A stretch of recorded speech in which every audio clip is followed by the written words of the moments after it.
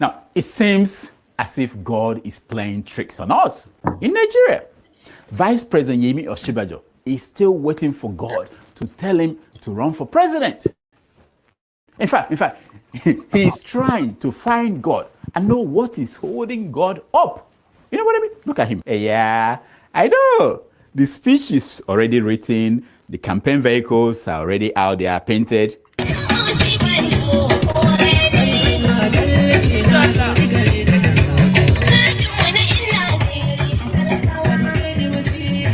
Wait a minute. I'm being told that there is. With utmost humility, formally declaring my intention to run for the office of the President of the Federal Republic of Nigeria. Meanwhile, Dino is hearing from God directly, and Adeboye is waiting for God. God is telling Dino that Atiku Abubakar is going to be the next president of Nigeria. Look at the headline. and I know some of you are wondering why. Well, it happens that Atiku left some things in Aso Rock when he left in 2007. He needs to go back and reclaim those things. The Nigerian political landscape is a fast-moving one. The other day, Buhari, a man who used to sit down like everyone else in the mosque on the floor and pray, started sitting on a chair. Look at him. At least, you have to give it to him. You give him the credit. It took him 6 years as president before his health got so bad that if he sat on the floor, oh Tito, he finished, oh Perry, he won't be able to get up. Or if he gets up, he will need a woman to rub a labukun or dengue, bam, on his back at night. Unfortunately, Aisha, the wife, is not home to do that.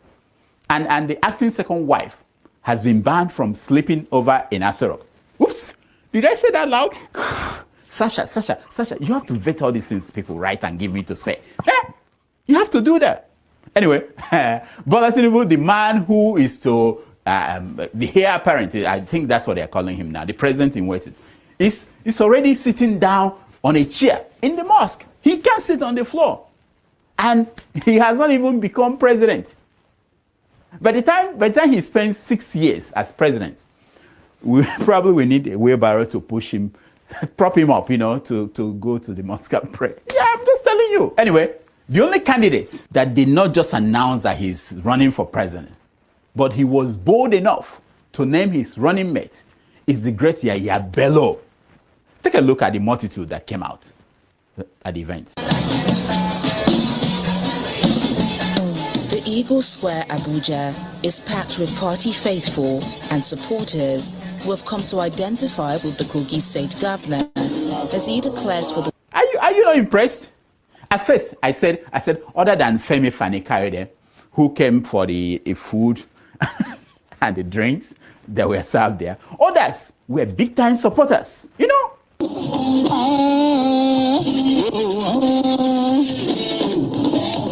The governor, in his declaration speech, promised to run Nigeria on what he described. Then I saw this poster, and initially I thought that was April Fool. Look at it. What came out of my mouth was the same last word that Jesus said. It is finished. It is finished. If these two, if you give them the country to run, it is finished. Everybody will close the door, turn off the light. Oh, we don't have light anyway. What do you do? Just take your passport and leave. That's all. Go to Ukraine. You are better off. Tafune diotwa. If you think Buhari and Osinbajo are this terrible, just imagine Yaya Bello and Femi Fani-Kayode. Tafune diotwa fune. I got the idea.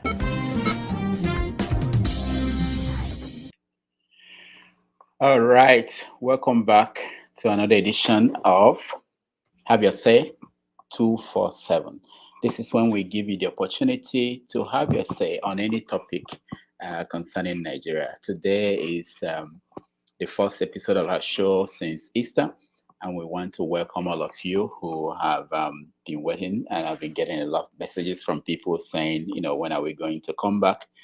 And we're back. And a week in Nigerian politics is really a long time. when we left off before Easter, we basically had an idea who the candidates are and where they are going. But 1 week after, we now know that the Joker is I've seen jokers being thrown out there in the conversation. One of them is our own Ebele Chukwu Jonathan, the former president. He came out yesterday to let people know that don't count me out. I'm still part of the calculation. Let's take a look at what happened yesterday when Goodluck Jonathan came out. Protesters went to his office and they wanted to hear from him, and he came out and addressed them. Let me see if we have that video. All right, let's see.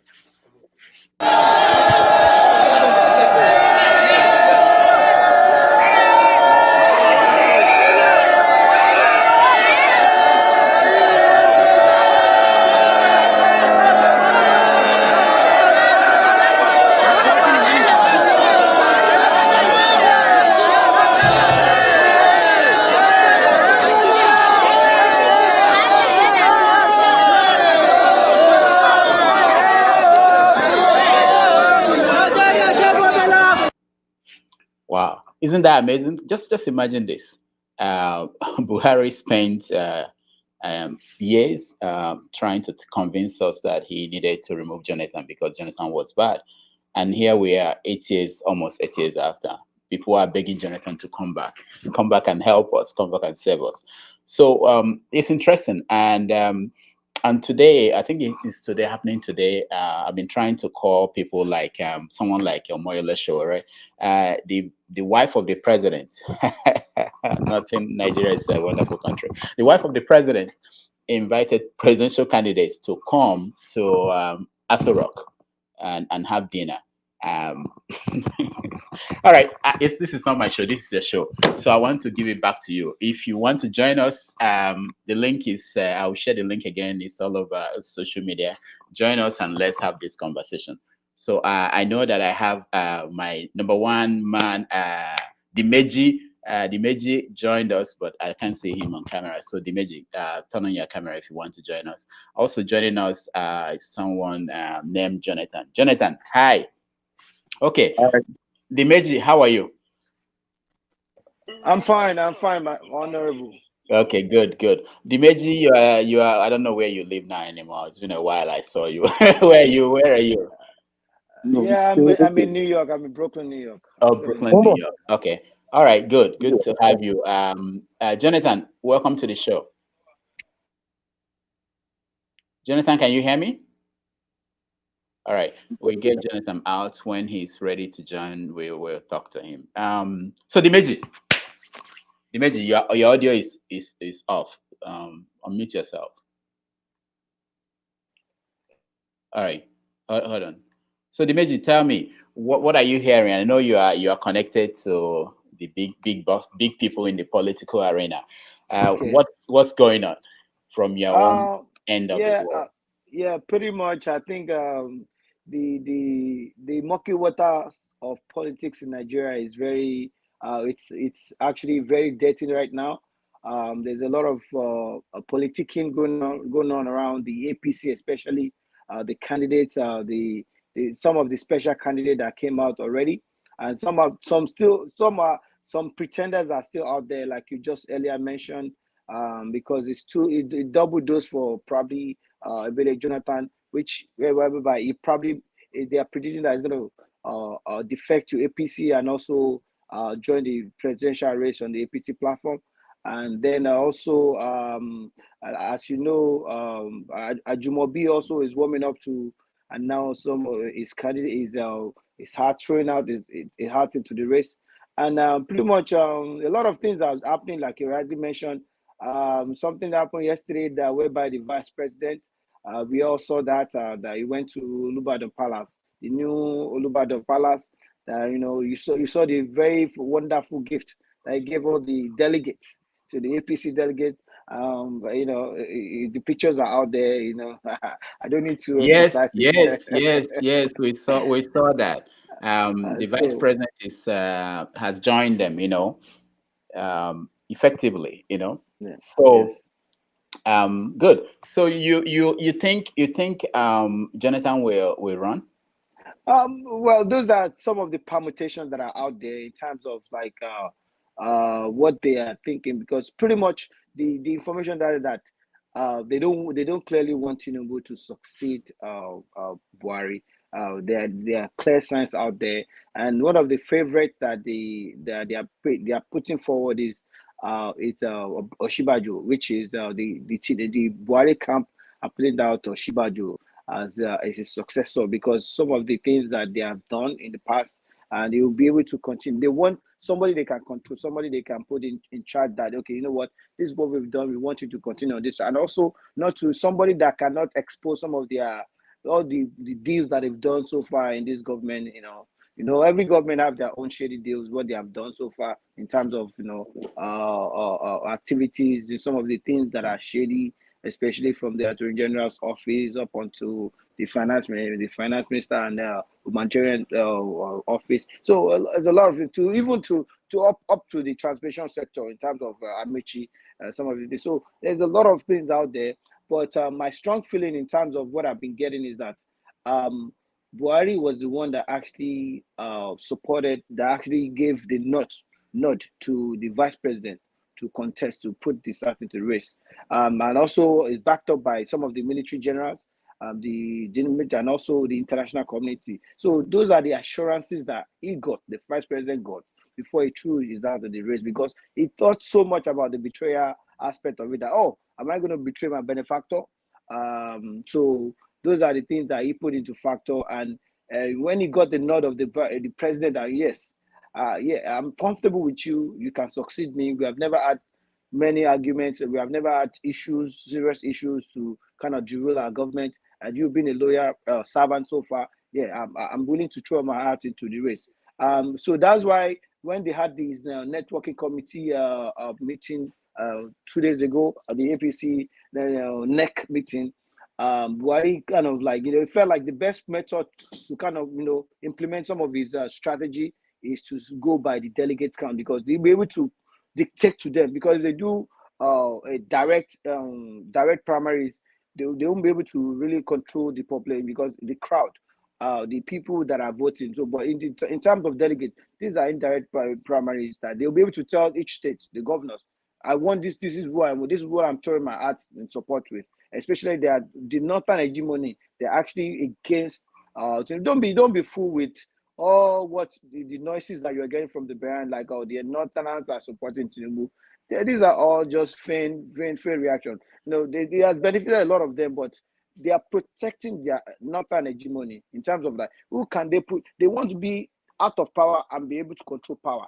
And that's what the Northerners are trying to do. And in this aspect, that's what they're trying to do. And so they want somebody they'll be able to talk to, they'll be able to control. And that's actually what's out there. And I mean, there's a lot of things going on. There's a lot of permutation. While they are doing that, Tinubu is also planning his own thing, trying to, gather people. Yeah, as of yesterday, the APC woman leader, they went to him to kind of give their support.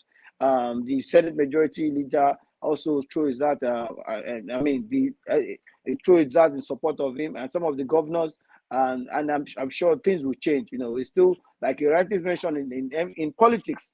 One day is a long day in politics in Nigeria. Things can change. A lot of things will change, and a lot of things will still change. So we can never tell. We can't rule out if the APC national leader is still going to be considered highly favored. But as far as I'm concerned, for now, is not, is out of the race in terms of who the people that determine who's going to succeed the presidential election. So that's just the word out there. Thank you. All right. Dimeji, thank you so much. Let me announce we have the studio already. There's no space left in the studio. I noticed that some people just want to watch and they come into the studio to watch. So let me just announce that if you want to just watch, go on Facebook or you go on YouTube or on Twitter to watch. Let's leave the studio for people who want to participate. And if you want to participate, turn on your camera so that we can put you on. There are a lot of people here, but their cameras are off. That's blocking people who want to participate. Okay, Dimeji, you are off. So if you're talking to us, we can hear you. All right, let me Yeah. bring in. Okay. Yeah. Do you need me for anything? No. You can stay there. I'm bringing All in right. some other people. Ovie. I, I don't want the noise, my background noise to interfere. Okay, That's why I'm then mute waiting. yourself. Mute yourself. All right. I'll get you. I'll get you in. Ovie, welcome to the show. Good morning. Yeah, hi. Nice to see Good you. afternoon, wherever you are. Yeah, thank you so much for joining us. The last time we spoke, the political landscape is totally different from what it is today. Yes. What is your take on the new developments? Well, a lot happened. I mean, 100 million for form for APC. The last time we spoke, did what was his name? Oshibanjo join the race yet at that time? I don't think so. I think it happened the day after. That was the day after. Yeah. So Yeah, well, I should rightly put it. It's the politics have started. Well, that started, the campaign has started, I should say. Since I heading up. Yes, you can see the boys are gradually fading off the campaign train, and people are kind of outraged over 100 million for APC form. And I was like, before you complain, do you belong to any of those parties? And if it's yes, what is your monthly contribution or weekly contribution? So that such a thing will not happen again. Because one thing people do not understand is that the system of government we are practicing. We are practicing a democratic system whereby the political party are private business operating in a public venture, I should say, or public space. But they are owned by individuals. If I have to, go directly like that, and if it's a private business, whereby we expect a member of those, quote unquote, that a member of those political parties to contribute so that the party can be able to carry out this affair effectively and not doing their own part. They have to find a way to raise money. And if selling a form at such a price that people are ridiculous is the only way, I mean, so be it. Or else we are giving a larger window for private donors to come and take over, even though we can't stop them as things are set up right now. But I don't see anything wrong with 100 million as a presidential ticket, not just because of the office, but to run the party effectively, you need billions of naira, whether you like it or not. So hold on, Ovie. Are you saying you don't see anything wrong? So you're okay with one man writing a check of 100 million Well, to give a presidential candidate? What is he going to get in return? Are you worried about that? well, we can't stop. As I said, since we are not contributing, we cannot stop it. Whether you like it or not, people will donate this money. Now, it is not in my place to say, oh, how did he get this money? How, is he doing the right thing or the right way? That's not in my place. That's where the police, the EFCC, and others come in. So whether we like it or not, people will bring out this money. We only know that, okay, it's a single man who announced it. What about the other ones that were so? That's how the game is played. That's how it's set up. It's beyond us. But that's why when people keep saying that your vote don't count, that's exactly what it means, because the most important vote is what they are preparing for, which is the primaries. And we are not invited. We are not part of it. Exactly. I want to talk about that, but let's introduce someone that joined us. Abolaji, welcome to the show. Tell us where you're joining us from, and we want to hear your view. Let me say good morning, my fellow Nigerians. Like they used to tell us in those days when they took over the government. I'm joining from Los Angeles, Okay. not Hollywood, to be precise. Okay. First, like my brother said, if I have to pick it from there, 100 million is not too much. They are just being transparent to us. First, when I read some of the reason why they said that, they said once most of them get to the office, they don't contribute to the party. That's how you can allow party to function, unless you want somebody like money bags, like the way Wiki is financing PDP, if that's the way you want to go. But having said that, I think some of us we are yearning for a better Nigeria. We need to actually stop allowing politicians to dictate the topic that we're going to discuss more Because if you look at it, whatever they do is what we react to. And to give these people credit, people like Obasanjo,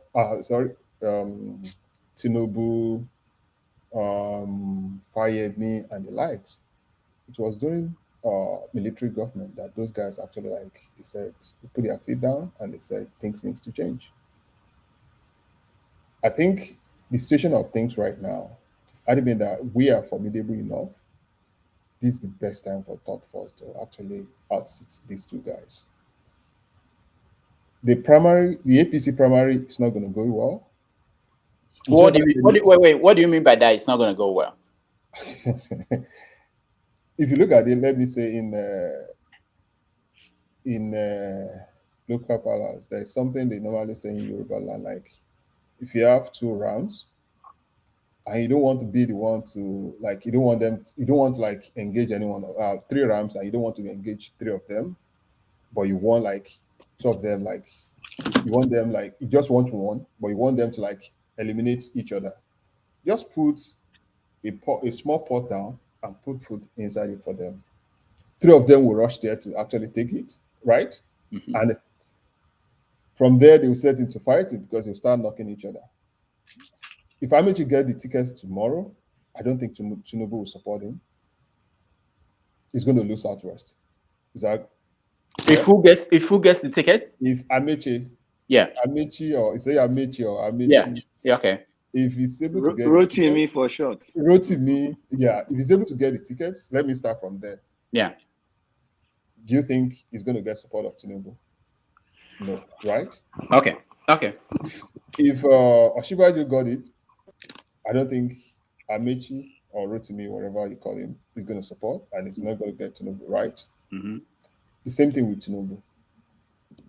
You mean now, if Tinubu gets it that Amaechi and I don't think he's going to get the support of the Amaechi and the vice president. South and Southeast. Since Tinubu has started, like, he's going around like consultation or whatever they call it, but to me that's not consultation. You're just like telling people for them to know that I want to do this one.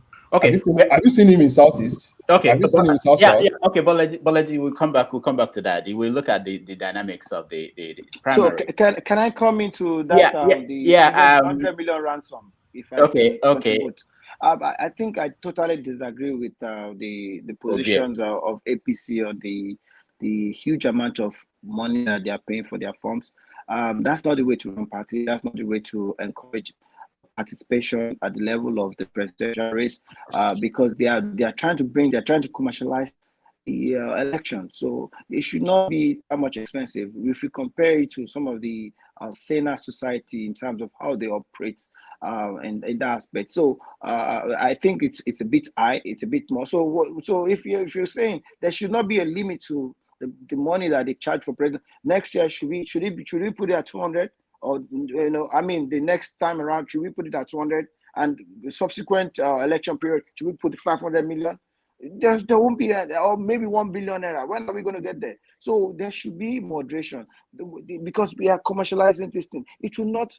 First, that's number one. Number two, when people pay such an amount of money, you're already putting them at a disadvantage because number one, the money they've spent, you make it a do or die affair. That, okay, I'm spending so much amount of money, apart from the money for nomination, for whether if it's contributed by their supporters or by they'll be competing daily. That, you know what, this is the do or die election. I must win this. If I don't win it, I'll disrupt it. I'll make any whatever that I'll make to make the environment not conducive for any eventual nominee. So I think in that way, is number one, is commercializing our politics. Number two, is not probing for the genuine contestant to come into the race. There should be a credible process in filtering out some of the noisemaker people that are not coming into the race for. There should be, they should have a debate of ideas, and then they can, switch out the shaft and take them out. So okay. But in terms of the money, that's not okay. Dimeji, thank you. We have a new person that joined us. I want to hear from him, Prince Nick. Nick, welcome to the show.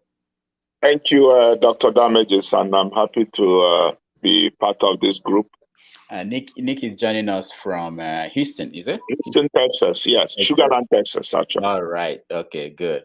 So, so Nick, what do you think? Are you following the upcoming election in Nigeria? What do you think is going on?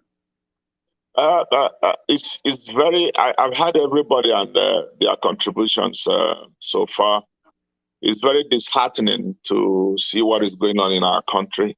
And as far as the election goes, I think it's been, like they have rightly said, it's been very much commercialized, and there has been, they have put in place some kind of cartel kind of policy whereby you have to have X amount of money to participate in Nigerian politics, which is a wrong way to go. What that does, it opens a window to all these corrupt politicians that have already amassed money at our expense and use the same money to continue to suppress the public opinion. And to me, what's going on in Nigeria right now is not democracy. So APC or PDP, whatever name they have, still have not made it possible for to have a plain level field whereby people can come in and participate and not have to worry about raising 100 million for presidential candidates or 50 million thereabout. So as far as that goes, that has to change. Okay. In terms of the candidates, it's unfortunate that the good ones may not get the ticket. People like Ovie, Osinbajo may not get the ticket. Unfortunately, I tend to agree with somebody that Amaechi, as far as I'm concerned, is like the anointed son of Buhari, who probably in one way or the other, they may find a way to get him up there at the APC, considering the level of people and the group of people they've gotten involved in his campaign. Who are these people that got involved in his campaign? The chairman of APC, for one. Why do you think that happened? Is it because he visited him? Not because only that he visited him. This is a very corrupt guy that has no reason to even be a chairman of APC. The man has taken a lot of money, been corrupt, and EFCC still didn't get him. And here he is appointed by Buhari to head APC.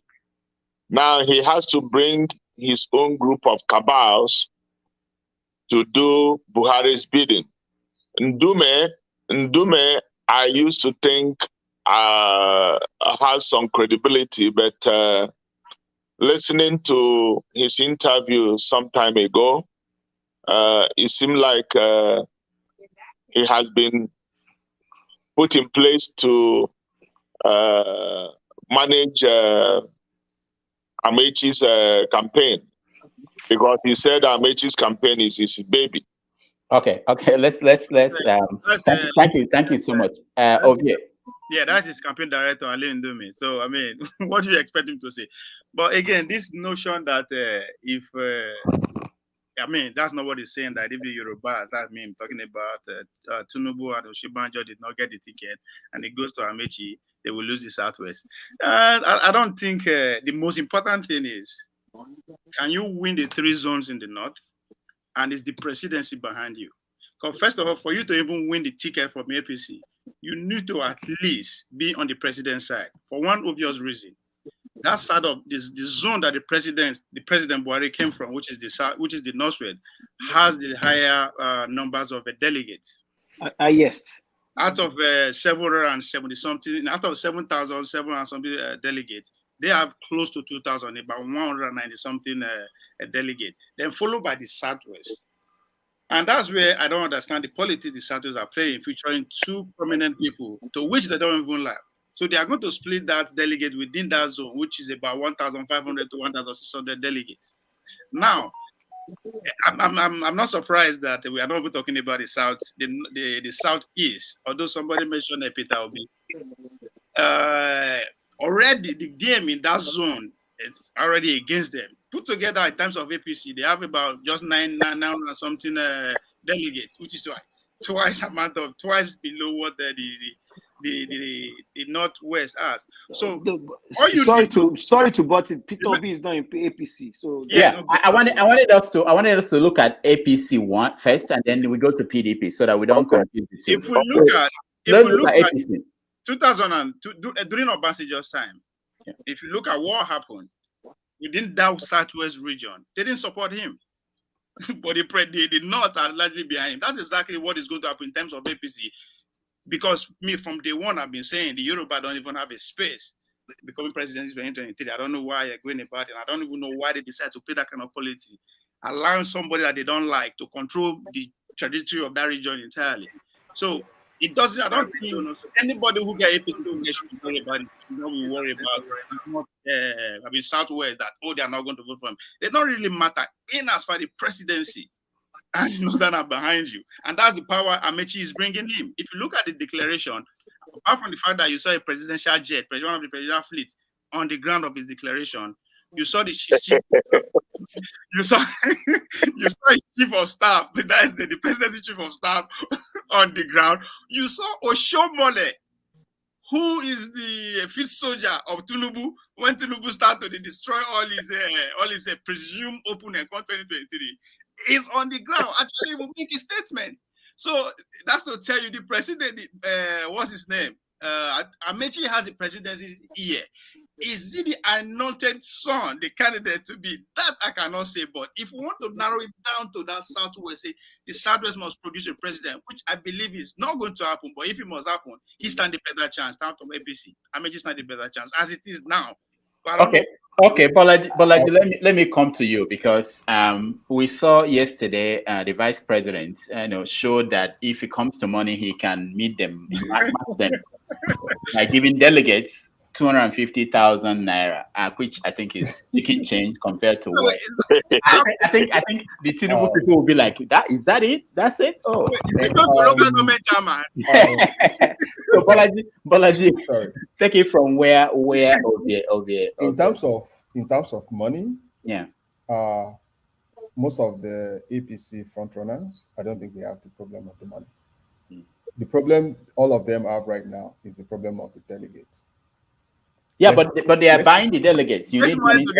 Now, let's not say. Let me say this. There are a lot of permutations in there, and I would like to take us back into the story of Peter Odili. If you look at it, I think that was 2007, build up to that PDP primary election. He appeared then to be like the front runner, but because of Obasanjo's influence and dominance there, he had picked Yar'Adua. And Yar'Adua wasn't in the race like maybe 2 months or a month to the election. Now, coming back to like insinuation that who is Buhari supporting? Any candidate that Buhari at the end of the day decide to support is going to have like advantage over other people. But this still another concern that Buhari is not somebody that is that technically sound to be able to assert his authority effectively. But he achieved that in the chairmanship of the party. No, let me tell you something. None of the candidates will want to fight him during that primaries because that's going to be like, you don't know what he's going to do. But leading to this one, it could happen if he's not very careful. The candidate that he's supporting may actually lose because some of these other guys, they are brilliant politicians that they actually know a lot of things more than him. Talking about Ali Ndume, I think anybody that has been following the Nigerian politics won't be surprised that Ali Ndume is not supporting anybody from the South. Ali Ndume couldn't become Senate president at the instance of Tinubu 2 times. So you could see the reason why he's against Tinubu. He's always going to support Amaechi. And if you look at it beyond that, saying Osinbajo is the Buhari's candidate? I think it's too early to say. Saying Amaechi is his candidate, maybe there are quite a lot of indications, but in politics, 30 days is just like 30 years. Yes, we Things can can see. change at any time. We can see, and we haven't talked about the Jonathan factor. But let me go back. They just want to use him as a pawn. I think he's That's a distraction. That's just a I just distraction. quickly, if I might contribute. Okay, go ahead. I'm sorry, Doctor, you look alike, and I'm sorry that I used that one, but I think they just want to like play the homeboy. Okay. All right, Dimeji. Yeah, I just want to go back to Osinbajo. In politics, right? The only reason why Osinbajo would dare come into the race that he wants to vie for the presidency against his benefactor will be one factor, one very good factor, which is the president. If he doesn't have the president backings, right, from the sources that I get from inside Aso Rock, is that Osinbajo is actually the favorite candidate. He was, because he did an extensive consultation before he even came out. Even the Tinubu camp were saying he will never come out because he will never dare it, because he will become a betrayer. For that fact not to be a betrayer, it will have been a higher power that is higher than Tinubu that is supporting him. And that gives the fact that it is Buhari. And Buhari, if you remember, in some of the interview that he granted, he said he has his own favorite candidate. He said it right. He has his own favorite, but he's going to hold it close to his chest. But because if he said that person, they will try and eliminate it. The elimination means it's ambiguous, right? Because we don't know whether he's going to be killed or he's going to be equated out of the race in terms of, and which is what I time it to be, that they will try to factor him out of the race in terms of the politics. Politically, they will try and eliminate him. So that's what they're trying to do. And the person that could likely will be Osinbajo, because they feel like his political naivety. He has never contested any election. He doesn't have any credibility. He doesn't have any election credibility. He has never been on any platform except that he was the vice president. It was just so those are the factors. So, and again, they said it will be a easy start for him because he has already been in the government. He's the leader of the economy, and one of the major problems that we have is the economy. He'll be able to lead in the front and not from the back of the president at this time. So those are the politics that are going on right there. Let me come in. Sorry. Let me come in here. All right. Let's hear from Nick before we come back around. Yeah. Let me say this. Osinbajo, as far as I'm concerned, is it's a little bit of playing a chess game here. Let me play devil's advocate. Devil's advocate I'm playing here is maybe in Tinubu's quarter, they have seen that he doesn't have the likelihood of succeeding in this election. So you are very low now. We can't hear you. Come close. We can't hear you, Nick. I said in Tinubu's quarters, they may see Tinubu as not having the ability to succeed in going forward with in capturing the presidency. So some people may have done the permutation of, okay, if Tinubu can make it, let's find his surrogate somewhere, which Osinbajo could be a very good one at that point to be Tinubu's surrogate. Because if Osinbajo captures the presidency, it's almost like Tinubu is still the president of Nigeria, because Osinbajo is Tinubu's boy. He has pardon? Go ahead. He has done everything Tinubu wanted when he was Attorney General in Lagos State, giving Tinubu everything he wanted. So him becoming the vice president didn't come out of the blues. It's also with Tinubu's blessing. So I think Tinubu is reading the tea leaves here, that with all these other people coming against him, not only from the rest of the region, from even his own southwest, So my thinking is Osinbajo is there just in case Tinubu doesn't succeed. But I'm still very anxious to know how this thing turns out in the next couple of days. All right. Thank you. Ovie, go ahead. Yeah, I mean, I kind of I see where his point is coming from. Being, I mean, you can't. There's no way you can separate the two of them. I keep saying that's one ticket. Tinubu and Osinbajo is one ticket. However, but again, one thing I would like to point out is that, other than what the point that you just made, the other point is that, to me, I believe strongly is that it's the cabal who are within the presidency who don't like Tinubu.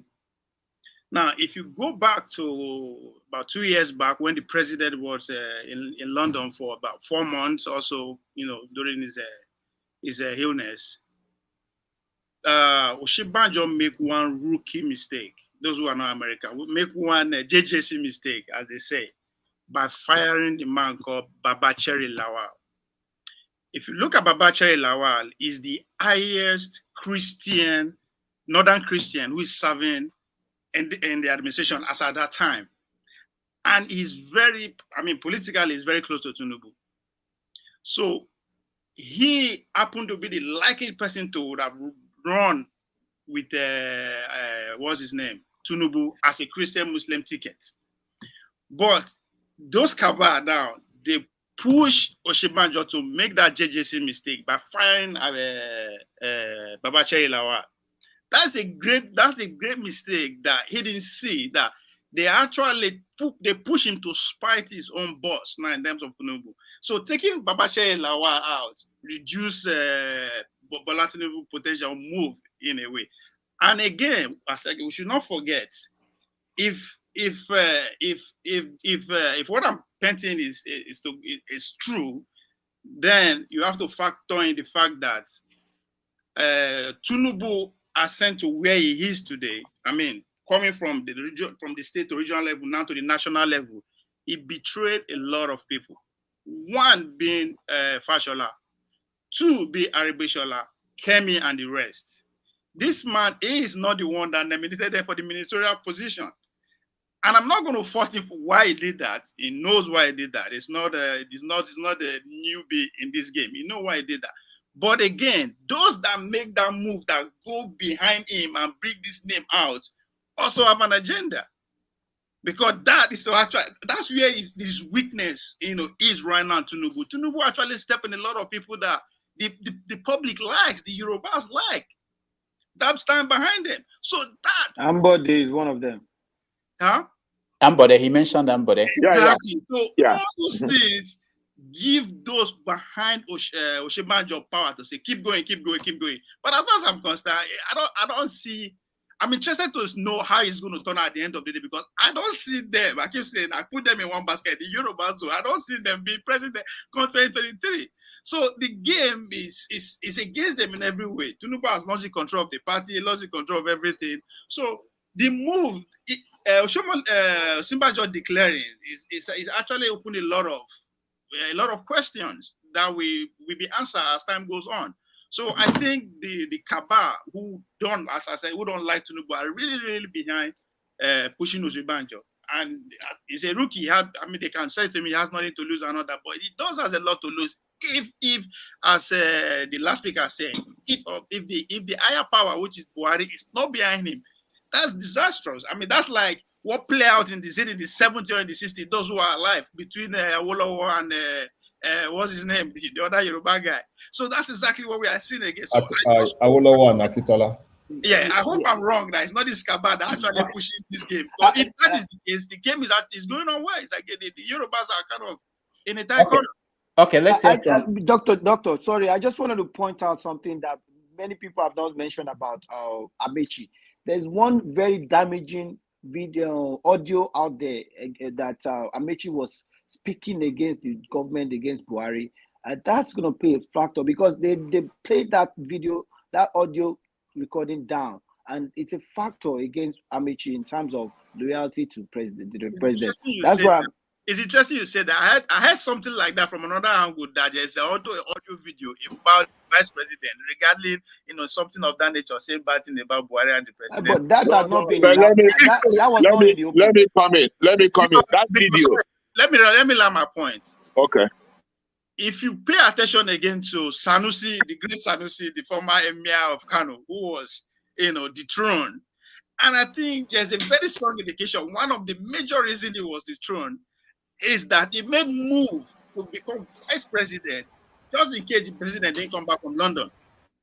So that if Osinbajo become the president, he will become vice president. He made that move, and I think that is one of the greatest mistakes he made. And that, which is, I'm not saying it's the whole reason why they kick him out, but it's one of the indications that they made they kick him out. So just as time goes on, if these rumors are true about the audios, about as I say about Osinbajo too, that is also, they say it's not in circulation yet, but it's in a very safe hand.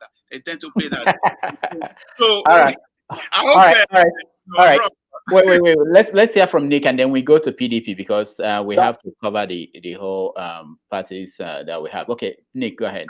Yeah, that I'm trying to go back to that video. That video has surfaced before. This is not the first time that video is surfacing. It has surfaced before. Which video now? About the Amaechi audio. The Amaechi, It's an audio. It's not a video. It's an audio. Yeah. The audio that criticized Buhari, it has surfaced before. This is not the first time. It came about even when they appointed the Minister of Transportation. All right. So I think the overriding factor is who is Buhari rooting for, and who is the people that we call the cabal, who are they supporting? And they are not, their interest is really people they can control, and people that can protect their secrets. So that's actually what is more important to them. It's not about what you say about Buhari. It's about, can they control this person? Can he protect things that they did? Okay, and what he has done for them. Okay. Yeah, because they have benefited from Amaechi more than they have benefited from any other group. All right. From south or southeast. All right. I think Sam joined us. I wanted to hear from him, but he's on the phone. So let's get him out, and let's go to the PDP. PDP, we have candidates, so many candidates. We don't even know where the PDP is going. So we don't. At least we have an idea that APC, they are going towards the south. But PDP, we don't know where they're going, whether they're going south or not. They are leaving it open. But it's also a strategy. It's a good strategy, I think. I think they are reducing already. I mean, there was a consensus, conclusion or agreement. Was it yesterday? What happened? The Northern Elders, elders came together. Like the likes of even Babangida was involved. So they came together and reduced the consensus movement between Saraki, Bala, and Tambawa. So they decided to go for Saraki and Bala. So that's not reduction. I was thinking that. Well, those are all northern candidates. But then there are southerners too. There you have Wike, you have P2B, you have all those other candidates. No, on that region now. Even the Tambawa is not giving us a but that's nonsense. That's rubbish. So their own is more complex. I think at the end of the day, what will happen in PDP is that the Igbos will come together and present one person as in front. Going to that, of course, my brother from the creek, we can say that lie all the way. I don't suspect his article that is behind him. Anyway, he said all the way. I'm not stepping down. Dele Momodu, who forget that one. Let's talk about he said the bitches, go up. So it's at the end of the day, it's just going to be between Saraki and Wiki, and maybe one person that the Southeast will throw in, which maybe Peter will be, or it's just going to end up. So first of all, you are saying that Atiku will give up? Nah, give up. So I'm just saying what you said between Saraki and. That means it's going to be between Saraki, Atiku, and one person from the side, and that's 4 now with the Wiki. That's cool. But I don't see how Atiku will lose the ticket unless he say, okay, I don't want. Okay. But with the weight that he has, with everything that is going with that is becoming obvious now, who get money pass, I don't see him losing it. So the idea of PDP giving the ticket to the South, nobody did it. The East are not of that. They are not in the game from the one. Okay.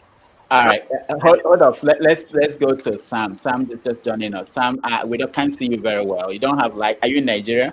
We permit you without light. If you are dark like this, you're in Nigeria. We're okay with that. We understand. Where are you, Sam? I'm actually using generator. Thanks for having me, doctor. Oh, you're in Nigeria. Okay, Huh? I like it. You're in Nigeria. Obviously, nobody uses generator unless you're in Nigeria. But I'm in Nigeria. I'm Lagos, Nigeria. Lagos, Nigeria. Okay, we like to talk to people in Nigeria because all these people abroad, after they eat burger, they keep talking anything. Yes. They don't know anything. Let's hear from you. You know. Of course, now So, you know I'm from Nigeria. You can see so tell me what's going on. What's going on in Nigeria? What's going on? What are you hearing about this political season and the elections? See, doctor, we shouldn't be talking political. We should be talking about what's affecting us here. You understand now? I will say there should not be election. You understand now? There should be a referendum. Let us knock these motherfuckers out. We're live. Sam, we're live. There are some languages we can use. Your French is too hard for us. Yeah, Sam, there are some languages we can use. Yeah. Know who we are. Let us see. Forget APC. All of them, they thief. It's like we are wasting our time here. Huh? I hear you, Sam. I hear you, but we know that come next year there will be an election. I'm sorry for that. No, but Sam, I'm sorry. See, my own point is that we don't need to be. Yeah, you just don't have. Sorry, we can hear you, Sam. Okay. Can I comment? The gang up against you. You are speaking ill of them. I could not hear Sam, you. Sam, we can come back. Maybe Pantani just turned off your camera. If I may contribute on the PDP hold on, Sam. Sam, we'll come back to you. Who will gang up against me? Pantani probably turned off your audio and said this man is. All right, Sam, we'll come back to you. Okay, let's go to. Sam, hold on. Now. Dimeji. All right. So on the PDP front, I think there are a lot of dynamics. So what Saraki was trying to do was trying to come up with a consensus candidate. Most of them that she should come on the table and present a consensus candidate. First of all, the problem about saying that they should concede the position to the south, right? You know, it's actually divided the party that all the candidate like they did for Obasanjo during the 1999 period, that they considered it to the south because of saying that, you know, the power should shift to the south. That has actually divided the party, and so now they've thrown it open. In terms of what the zonal committee came up with, they thrown it open. That's their recommendation. That because if they wanted them to do that one initially, they wouldn't have let people collect forms. They would have arranged that. They would have sealed that particular aspect. So, but now at this point in time, everybody's going to go to the polls, and most likely candidate that will come is Ovie is a very strong candidate because he's dealing with the issues, and Wike is a bully. Is bullying everyone that come. The APC cannot bully me. He's a bully. He's a bully. He will bully them. They cannot control him. So, and then those are the people. Wike will be coming from the south, or people will be coming from the southeast, and possibly, you know, Atiku will be coming from the north. You know, forget about the north central and the northwest. Or Atiku will probably be coming. So those are the three major candidates that will be slugging it out at the polls, because Atiku is stronger than Saraki and in Tambua as well. So he's stronger than them, and he has the financial muscle to muzzle them. So it's going to boil down to all those. If they are dealing about the issue, I think the strongest candidate that I see out there is Ovie. And if they're talking about the money backs, definitely everybody knows it's the Atiku. But if they will now give him the chance, because there are still very strong opinion within the party that they don't want anybody from the north. They don't want to, despite the fact that they throw it open, they should still concede it consensually to the south. So those are just the permutation out there in PDP arena. All right, Bolaji. Looking at it, if I would say picking a candidate from PDP, I think a lot of Nigerians want Peter Obi, maybe because the way he expressed himself, the way he talked about our economy, and hopefully he'll be able to do something good when he get there. But if you look at the party structure, just like the same thing we were saying about Osinbajo,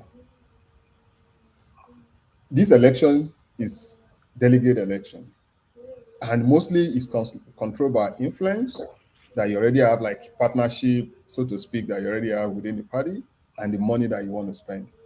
If you look at the last PDP primaries in Cross River, people didn't waste his time. Like, it was just like 6 months to the election that I started moving around, and on the day of election, you see the way money has been shared. So just go there, spend the money, buy the delegates. That's what PDP will do.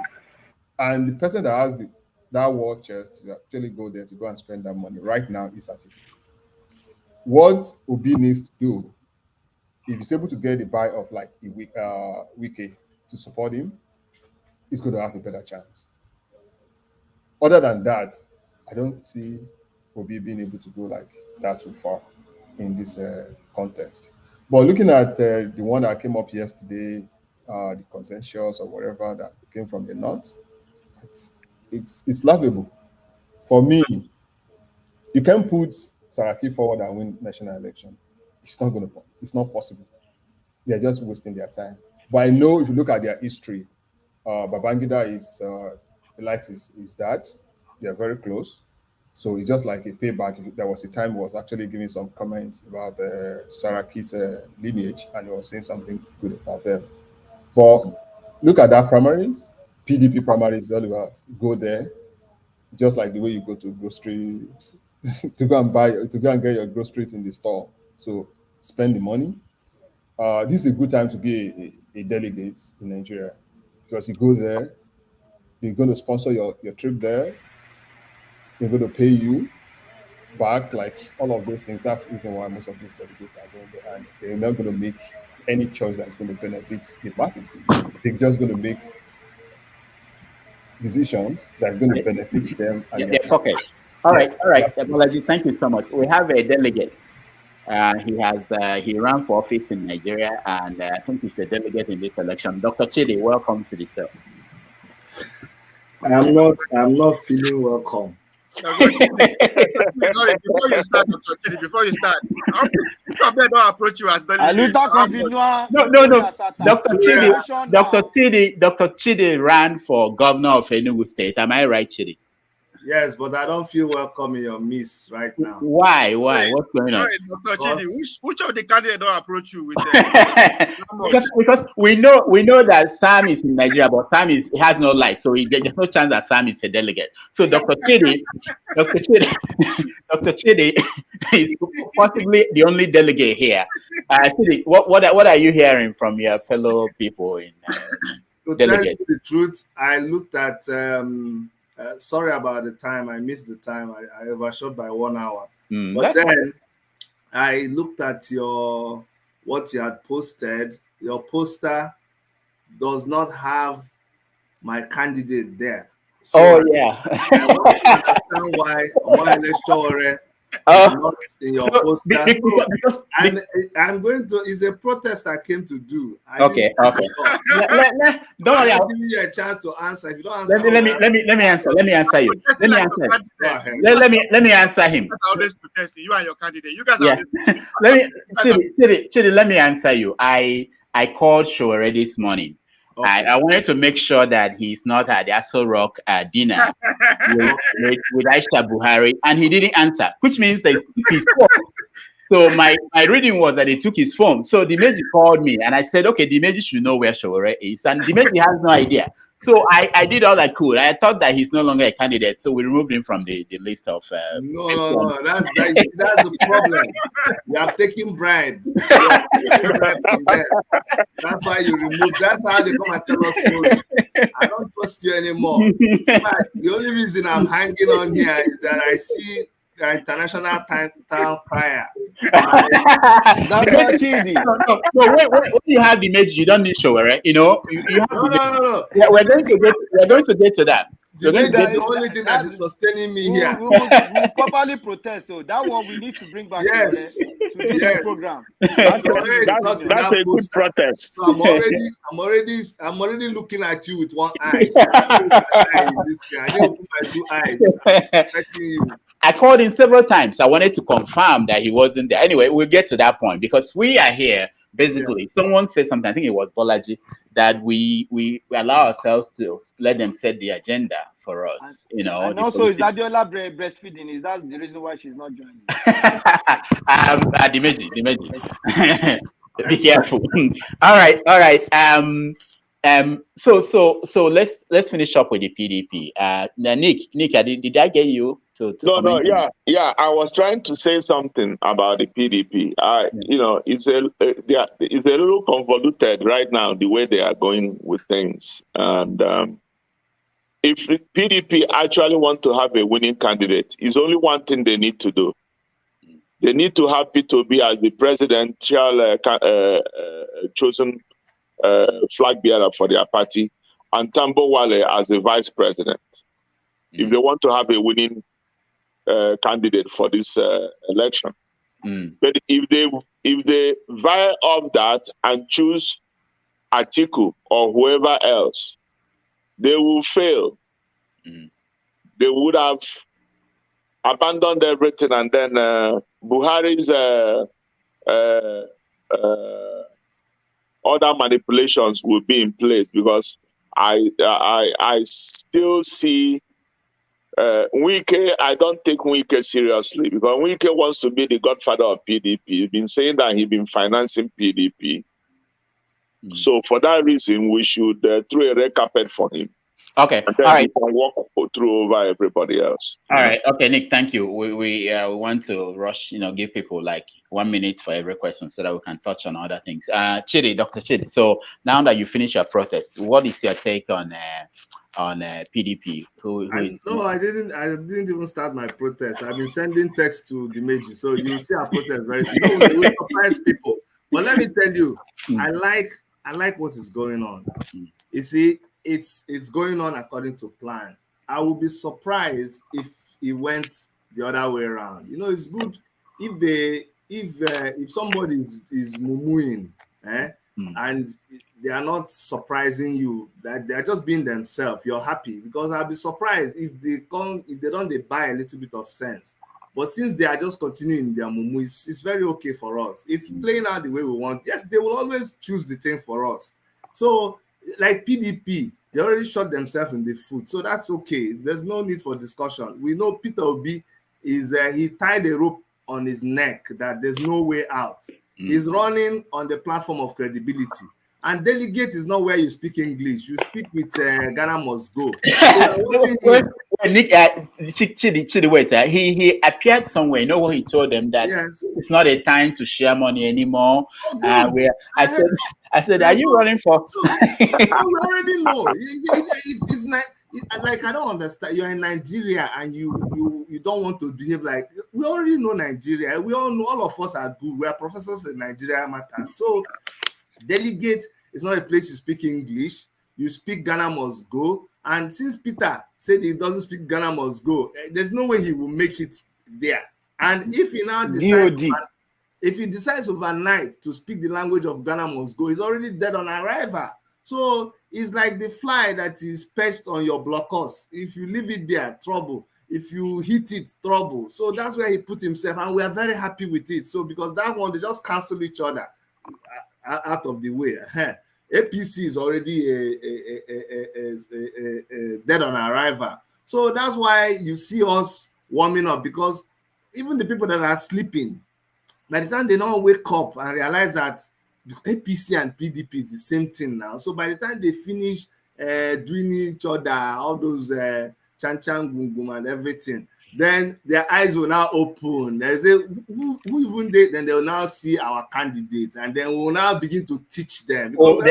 So there's a secret candidate we have not seen. No, the one that you refuse to put there.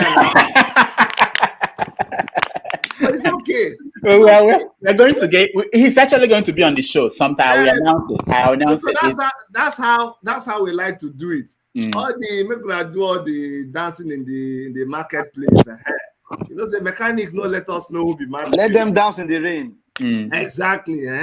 Say mechanic people don't let us know who be madman, but very soon we go know who be mechanic and who be madman. That time they call very soon. Okay, hold on. Did I get opinion of everybody on PDP? There's something that I think it was Nick that said, if these people want to win, so I want to go around and get opinion of people. If APC, if they want to win, what do you think is the combination that they need to put out to win the presidency? I don't mean the primary now, because we here, we don't have anything to do with the primary, so other than the delegates, Dr. Chidi, but the rest of us, we have nothing to do with that. They will just decide. But what is your take? Chidi is a delegate. I know you have. Meanwhile, let's welcome Vin Maxwell. I don't know, Maxwell. Can you hear me? Tell us where you're joining us from, and then welcome to the show. Yeah, good evening. I'm Dr. Damages, and good evening to all the people at the flat on this show. This is Maxwell Vine. I am from Accra, Ghana. Oh, welcome to the show, Maxwell. It's nice to have you. Vin, and this special greetings from you, Vin. Ovie. Okay, bro. Thank you. Welcome. Okay, so Vin, let me start with you now in terms of what we've been discussing. I mean, we've had these people run their mouths. Let's hear you. What is your take on the political situation in Nigeria? Watching from Ghana, what are you hearing? Thank you so much. I am not a new person when it comes to Nigerian politics. I was an active serving soldier under one mechanized infantry division, Kaduna.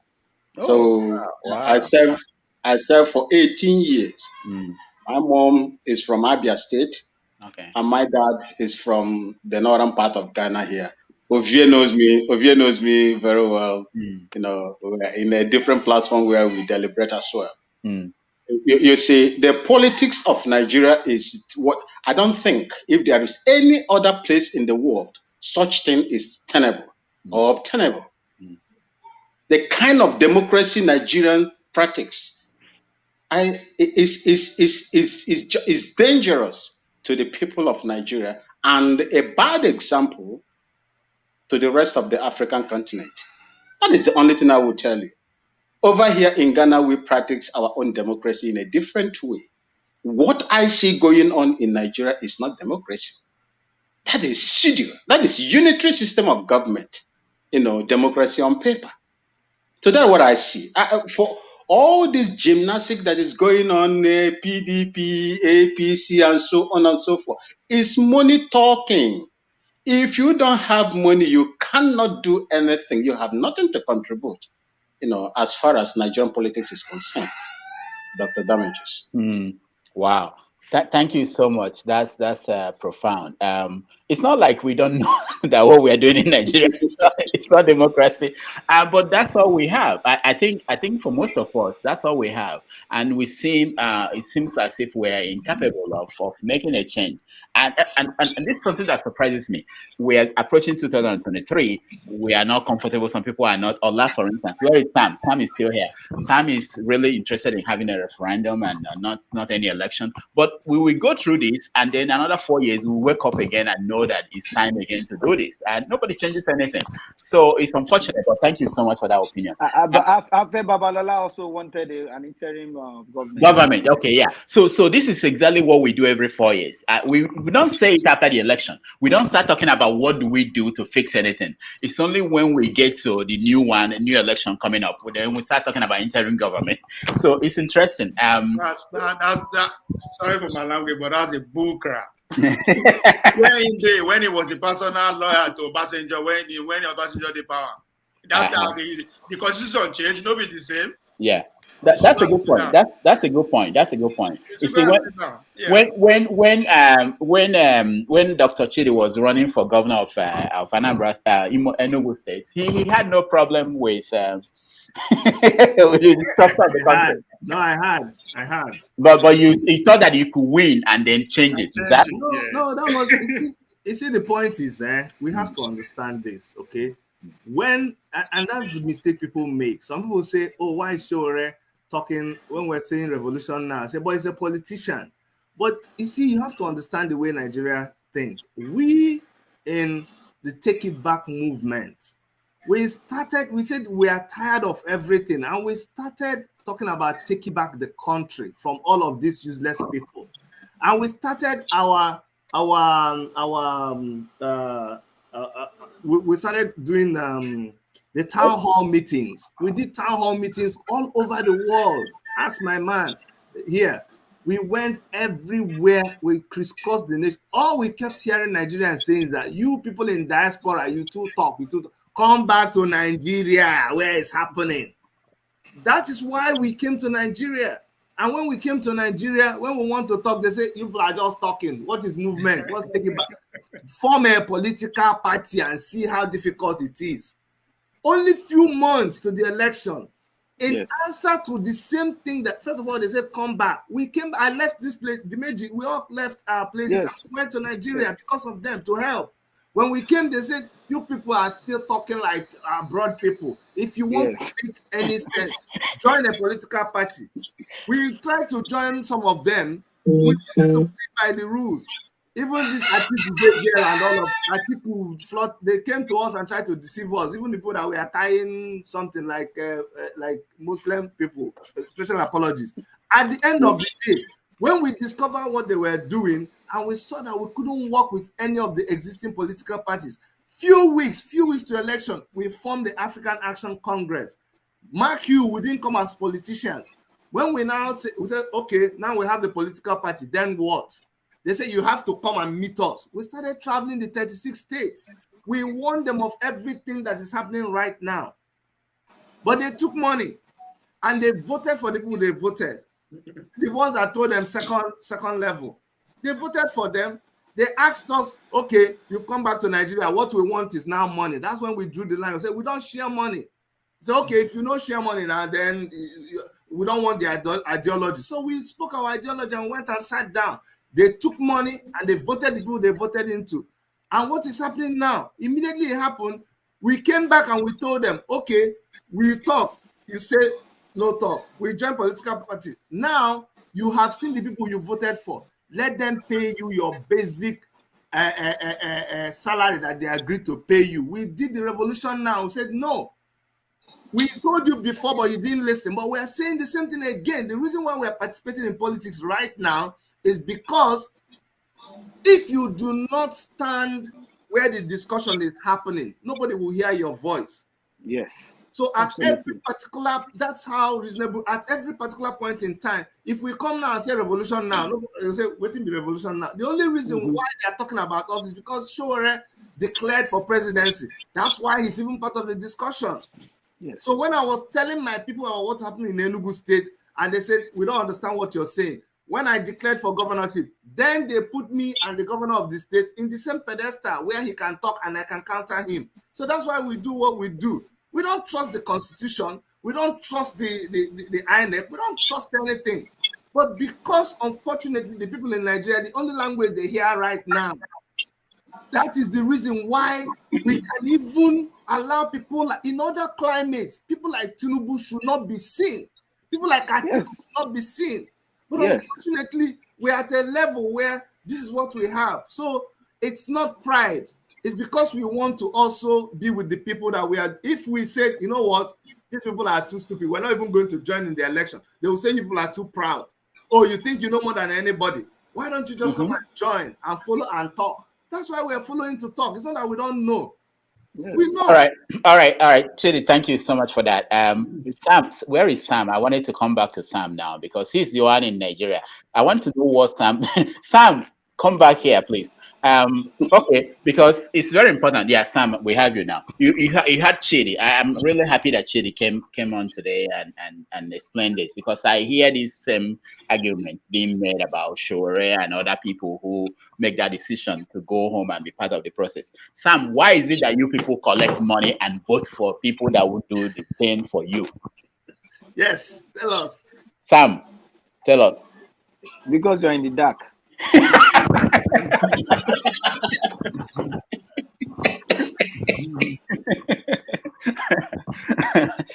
but seriously, I mean, this is a serious conversation, you know, in terms of people voting against their own personal interest. How do we, I think I want to hear from people at home. How do we reach them? What is there's a disconnect, because what Chidi is saying is what everybody else here, we're all from somewhere outside the country of Nigeria. We understand that. We know this is the problem, but how do we reach people at home? Sam, can you help us? Show them the money. Okay, Sam cannot even hear it. Generator. I would advise that Sam will turn off his camera, so that it's going to be. Can I respond to yeah. Oh, anybody can go ahead. Ovie, go ahead. Man, much respect. I mean, for you, that means you've been to the war front and know you see the color of bullets and grenade and all that, which is fair. But I think my criticism of Sowore and the movement is, yes, take it back. It is not going to happen overnight. That's what I believe, and it has never happened before overnight. Now, going back to Nigeria and the people speaking pay us pen, and first of all, you need to ask yourself, do these people actually, I mean, with all respect to Nigerians everywhere, do we really understand the kind of politics we are playing? Just go back to answer Vin. The type of politics Nigerian playing is unique. No, it is not unique. It's the same politics that is being played in America. And before you counter that argument, you need to go back to how America started. America obtained their independence 1766, if I'm not mistaken. It took over 100 years for it to achieve one important thing that is still holding them strong today. That liberty and that autonomy that the individual state have.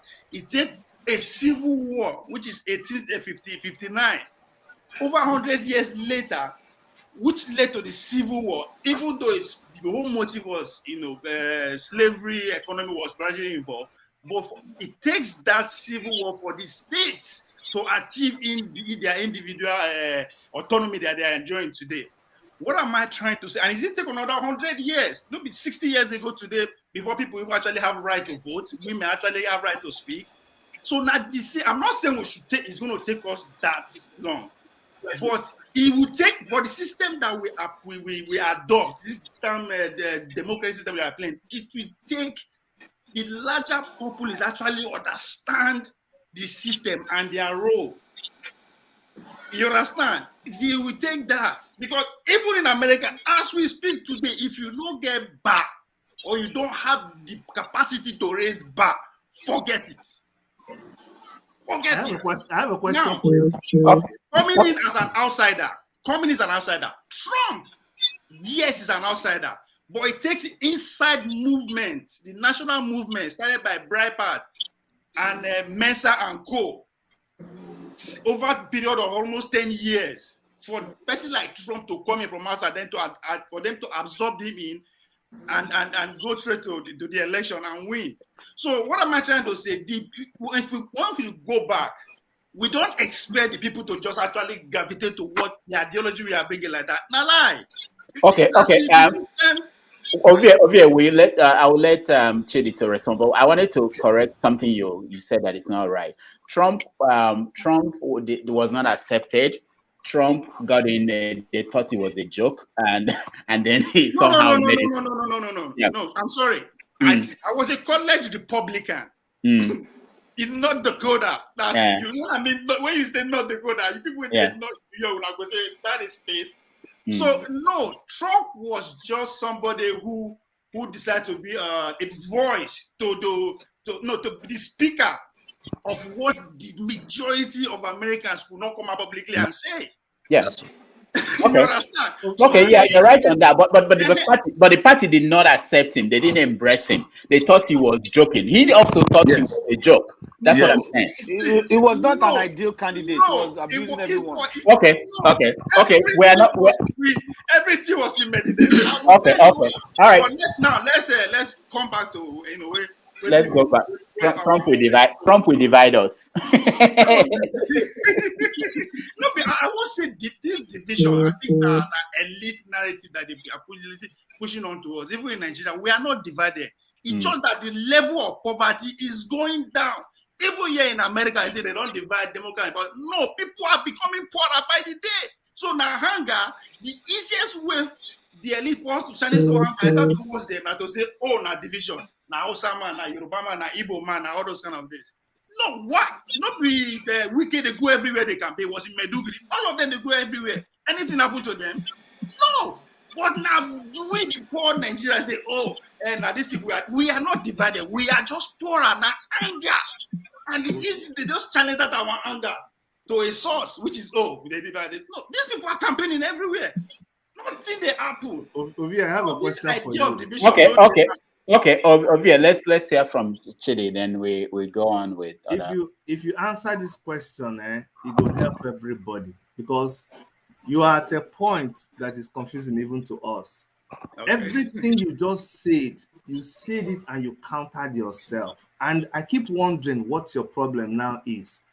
You talk about, you started by the reason why, like, you don't agree with Sowore and you talked about experience. And you talked about the kind of experience. I'm not talking about experience. No, you're saying that, somebody like Sowore, before you just expect that people. No, I'm talking about a movement that it is not going to happen overnight. It will take time. The people have to actually gravitate the same thing. No, the same thing you're saying is what I'm saying. It's not about experience. It's about timing. It's about how long you're on the street to actually put your message out. People know what. As I said, me. Ovie, if you give me 1 sec, I will help you. You're just repeating the same thing you said before. So when you talked about experience and accepting Sowore, I wonder if you. Sorry that we are focusing on Sowore, but Sowore represents. I think the funny thing is when you talk about the alternative, it's Sowore. But the thing is, Sowore is the ordinary person who is not a money bag, who, by the way, has experience all the way from his school days. So he was there fighting everybody from his school. Go and look at that picture where he's like Pengele like pencil. From his school days, no kind of any monetary backing. He represents the regular people, and yet that's not okay for you. Now, you say without money, you can't make it, but you can raise money. He has a connection. He raised money from GoFundMe, $1 to $2. You use Trump as an example. Trump came, as everybody's telling you, unexpectedly, not coming the regular way. That's what we did. And Take It Back movement. When we came, we cited to the people, we showed them exactly where they were. And you now said it is hunger. So the issue now, the question I'm asking you is this. You said it took 100. It took, how many years did it take to make an Apple phone? It took a long time. But how long does it take a Nigerian to get an Apple phone?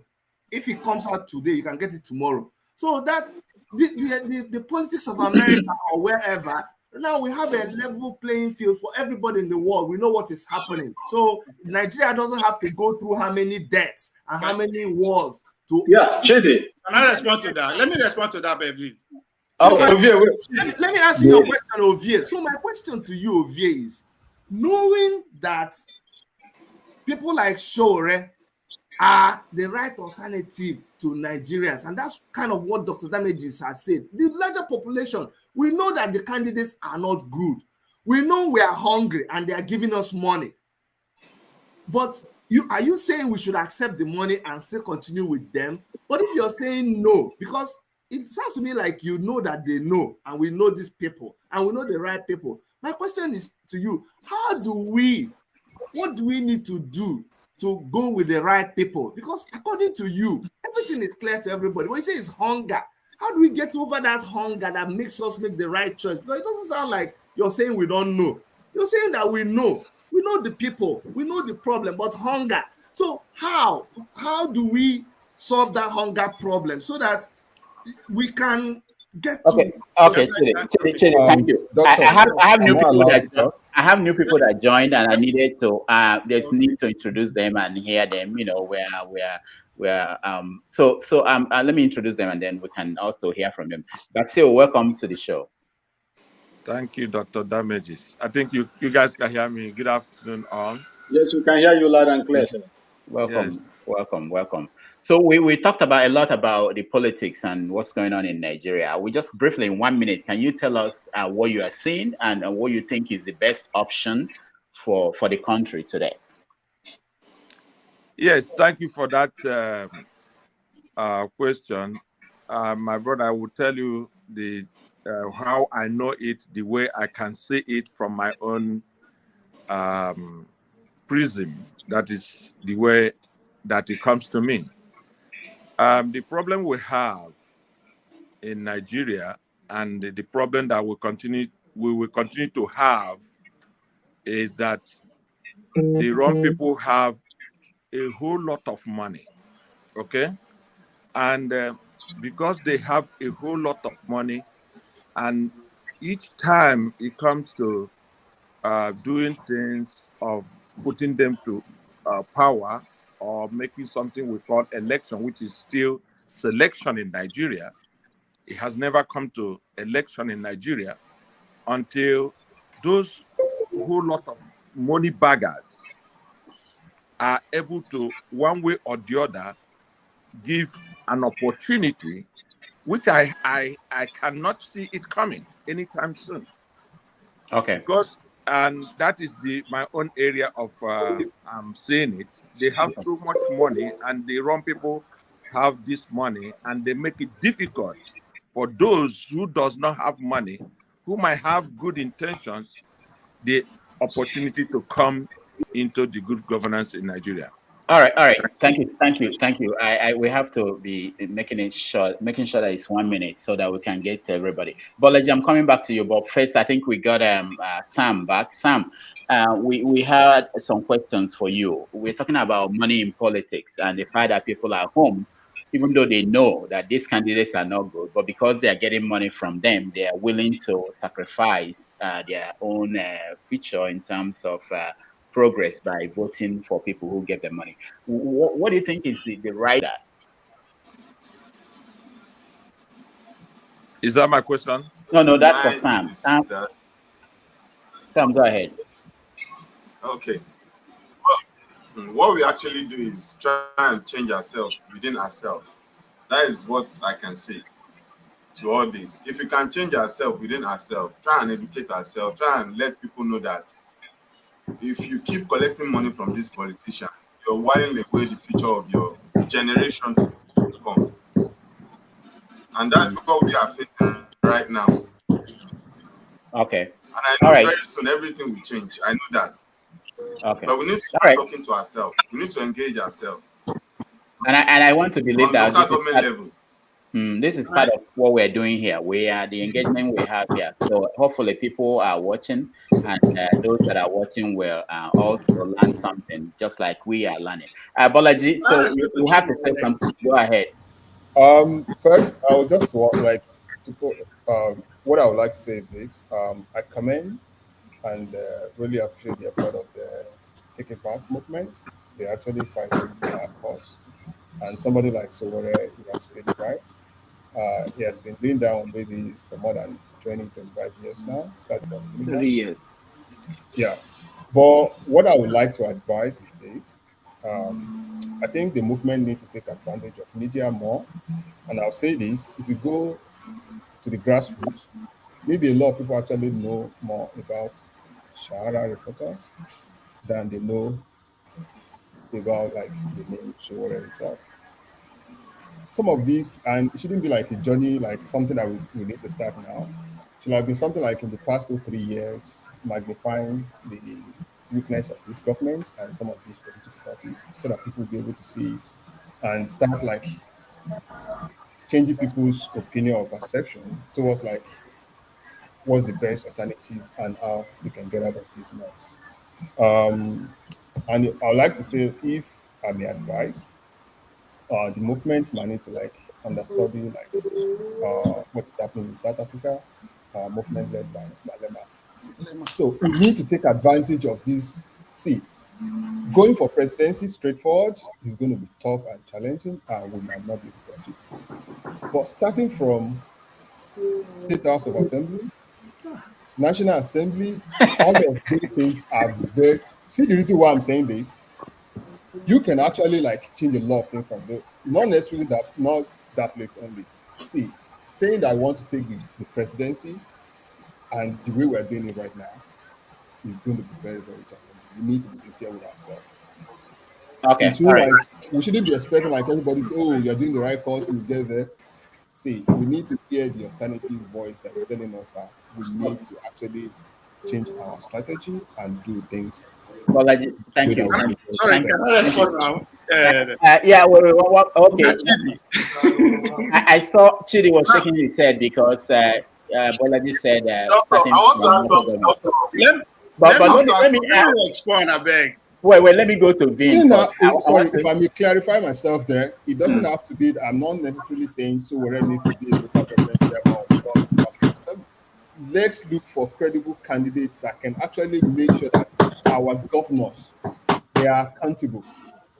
See, we look at the presidency too much. We think governors are the ones doing those. Chidi went to be a governor. But let's hear from Maxwell. Can I respond to that question? No, wait. Okay, hold on. We hear Maxwell. Go ahead, please.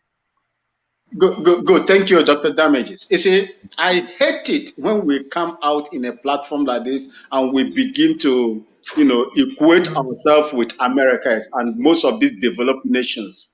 They've come a long way. We should be talking about, laying emphasis on the countries around Nigeria. Nigeria is a super country when you talk of, when you bring it to Africa. What are they doing? They're just lying low there, in Hulu. That is what they are doing in Nigeria.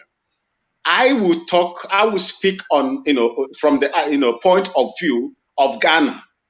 When did Ghana return You don't to compare Nigeria to America, you democracy? compare Nigeria to Ghana. I'm coming, bro. When did Ghana return to democracy? That was 2000, year 2000. And the democracy that we are practicing in Ghana here has survived through 2000 till today as we speak. To the extent, if these criminals that have looted your money come back to you to give you some gift in order to vote for them, we reject it. Can it happen in Nigeria that civilians are rejecting gifts from politicians? It can never happen in Nigeria. Like Sowore, I love what Sowore is doing. And I am in total support, of him. Okay? Now, if peradventure Sowore happens to become the president of Nigeria, on what foundation is he going to operate on? Is it not the same 1999 constitution that I was among the people because I was wearing khaki that time, that gave you that 1999 constitution that tilted it to suit a particular set of people and a particular region, You see that? constructing a very serious imbalance starting from the National Assembly and so on and so forth. On what background, on what foundation will Sowore have the strength and the political will to change the existing foundation that they are using now? Because if he tries it, unless he has the majority in National Assembly, if not, they will impeach him. Thank you, sir. Yeah, So that's why I was saying. Maxwell. Yeah, go ahead. Okay, now, Ovie, go ahead. See how Maxwell was very brief and did it, put it together that way. At least after Ovie, I'll tell you why I was shaking my head. Okay, yeah, go ahead. I come to you, Maxwell. Vin. Mr. Chinedu. You are not getting my point, but let me put it this way. I'm a realist. Whether you like it or not, when it comes to that level, that power does it that you don't care who you be, where you are coming from, no, it's beyond that. Not competition. That's why they put it in a way now, vote about competition between who is Sowore compete with now. It's competing with the elite to gain the trust or the majority vote of Nigerians. Now come to reality today as it stands. Tell me how many percentage of Nigerians, when you go put Sowore name and 1,000 naira hand to hand, which one they go pick? In reality. But that is what it boiled down to. This elite constantly, they spend billions. How do we make sure we keep manipulating the majority of the masses? That is the game of politicians. Good or bad, people are dying, but that is part of the game too. It's a matter of life and death. So if you just come, or even it doesn't matter in 100 they do and they come, you know the word people where you are, the word that you are going into. That's nothing to do with the masses. All right. That's what I'm so going. I mean, you've gone to the world, you see them. So Nadia, I'm not talking about show no go expect, no go expect. Yes, you are bringing a new narrative. So people who are on that cage for almost 50 years, you are bringing a new narrative. Let me see, maybe new narrative, you know, they lost in secondary school days. But if you go to a place called Domboa today in Borno State, read that same message, we do understand what you are saying. Now the voters did that. If you go to the interior place in Ososo, where I come from, we do understand that. No, I'm not saying they will not get it. That's why I'm saying it will take time. I feel going to America because now the same political system with the practice now when they go after now common cop is the same thing. If you go back to how they decide that democracy, that's the same thing where would they do so than they do. I'm not saying it should take us that long. Now it not depend. The question you asked me, how do we change it? It depends on how much are we ready to invest to change the psychic of average Nigerian to be politically conscious. Yes. All right. Ovie, you have to stop. I have new people joining us. I have Williams. I will come to you next, but let me get Chidi to respond to Ovie. Ovie, with due respect, you are my problem. You and my brother, the with the glasses, with the purple reflecting glasses. Two of you are my problem. The reason why the reason why two of you are my problem is this: like when we are going into battle, two of you are there discouraging us. I don't know what else you want us to do. No, you're wrong. Nobody discouraged you. No, you need to let me talk. I'm the one talking now. So listen, you say the people until a time when the people you analyze everything. Are you saying we shouldn't try? If you're saying we shouldn't, then we're wasting our time here. Dr. Damages brought us together because we have to fight. You don't look at a battle and you just say you are not going to. So I don't know. We are there fighting. You're saying we should not even fight at all. Then why are we even talking at all? Why? You know that these people stole our billions. You know that people are dying. You know they are killing people. We even brave people like Sowore is right there. He has been shot out. They've broken his. When I was running for governorship, I know all the dangers I was going into, but I had to do it.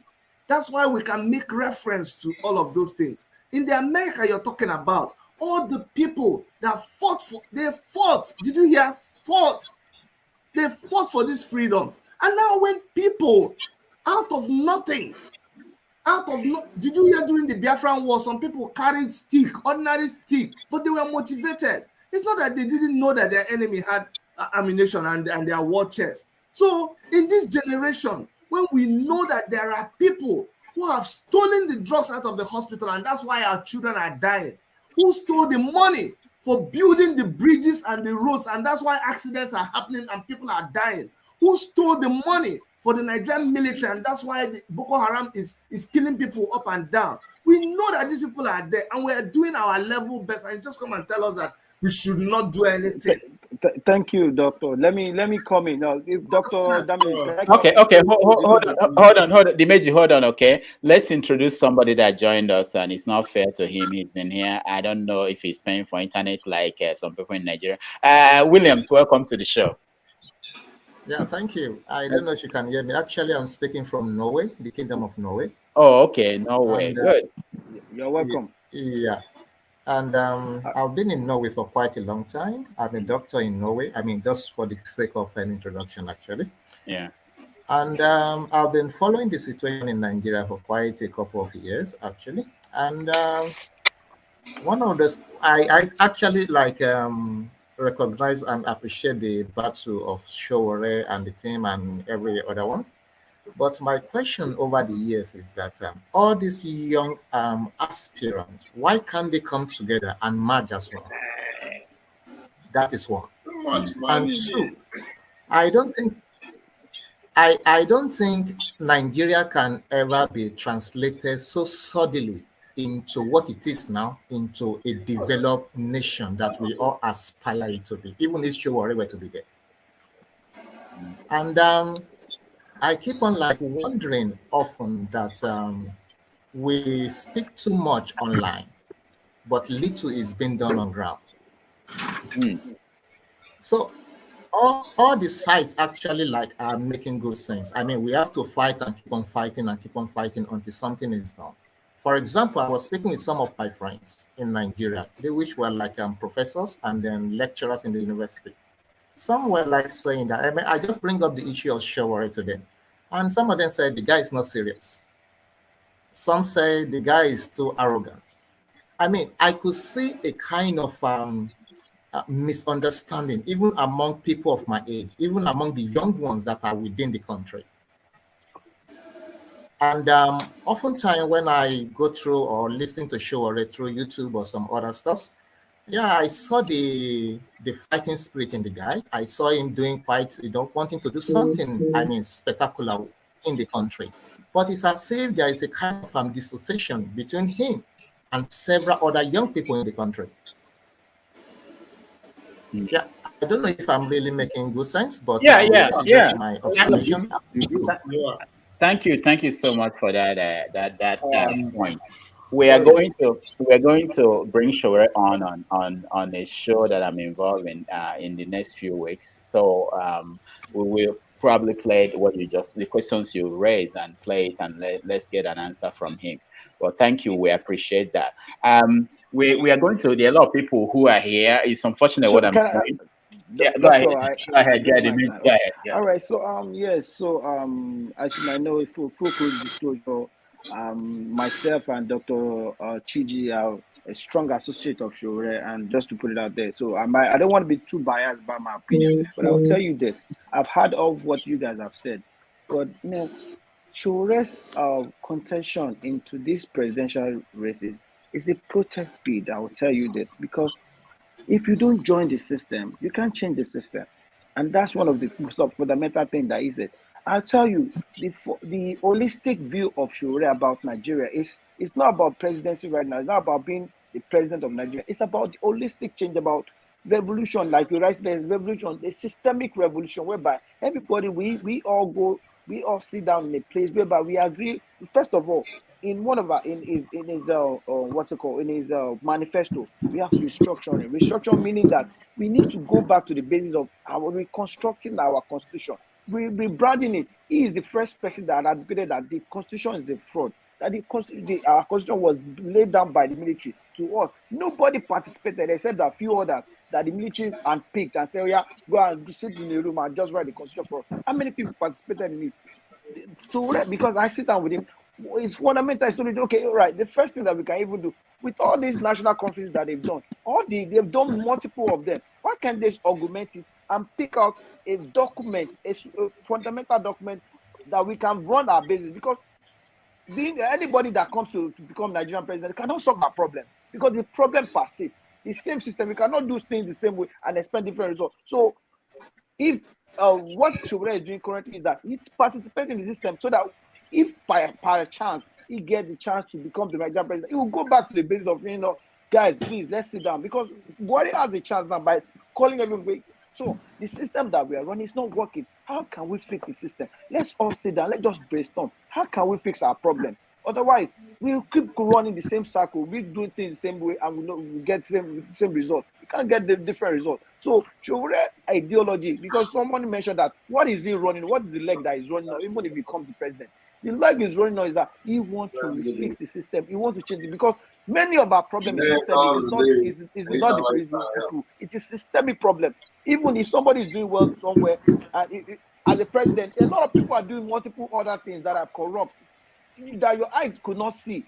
So it's a system. If we don't face the system, we don't break down our political system, our physical system, our economic system into multiple bits in terms of statewide or regional wise, we cannot move forward in that country. So that, because we have to move government closer to the people at the level of local government. So those are just my contribution. Thank you. All right, thank you so much. We have less than 16 minutes left, and there are a lot of people waiting in the studio to come in, and I can't let them in. So let me go around and see. Just 30 seconds. Everybody, what's keeping you up at night when you think about Nigeria? So let me start with you, Maxwell. I'll go that way. Thank you so much, Dr. Damages. What keeps me awake? I can't sleep. I can't, even if I eat, it doesn't enter into my body system because my mother's, my uncles and aunties, cousins, nephews, and all the rest of them are there in Abia State. Okay? I think every now and then about their safety is insecurity.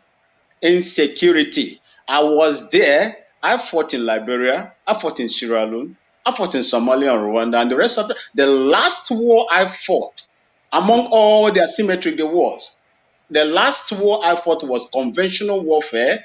That is where I stayed in Abana, Okopedi area or Akabong area, Bakassi, against the Cameroonians. I spent almost 2 years, 2 months on the surface of that Gulf of Guinea, fighting over there. What makes Nigerian soldiers at this time not to secure? Do the same thing they did in Liberia. I was in Liberia for 3 years, 8 months. I never came back on pass.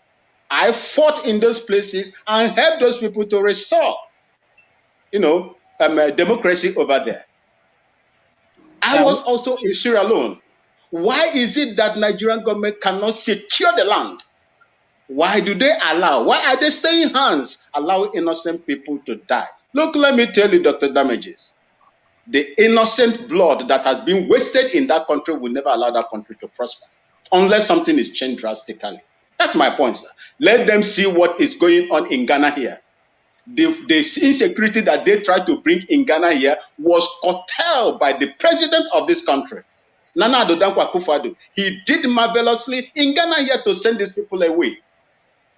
So they were killing, ravaging. Maxwell, it's not every day that we have someone like you with your experience in the military on the show. Let me ask you, what is going on? Why is it that the military, I hear from former officers, they all complain. They say, this is not the military we're part of. What happened? What changed? Why is it not functioning well now? My brother, this same army that you see there, that is, you see, when they what accoutrement do they have to fight with? That's what, when you are preparing to fight a war, that's what we call FSMO, full-scale marching order. Then you have your instructions and you are put on alert to move, to go and, quell anything, any insurgency anywhere. What are the equipments? What information or intelligence are they getting on the ground? Before I set off in Liberia, I was addressed and I was adequately kitted to go and fight those places. They don't count bullets for you when you are in such operations. You do what you're supposed to do, and very decisively. You don't look at anybody's face as long as that person is in front of you. The place we consider red zone.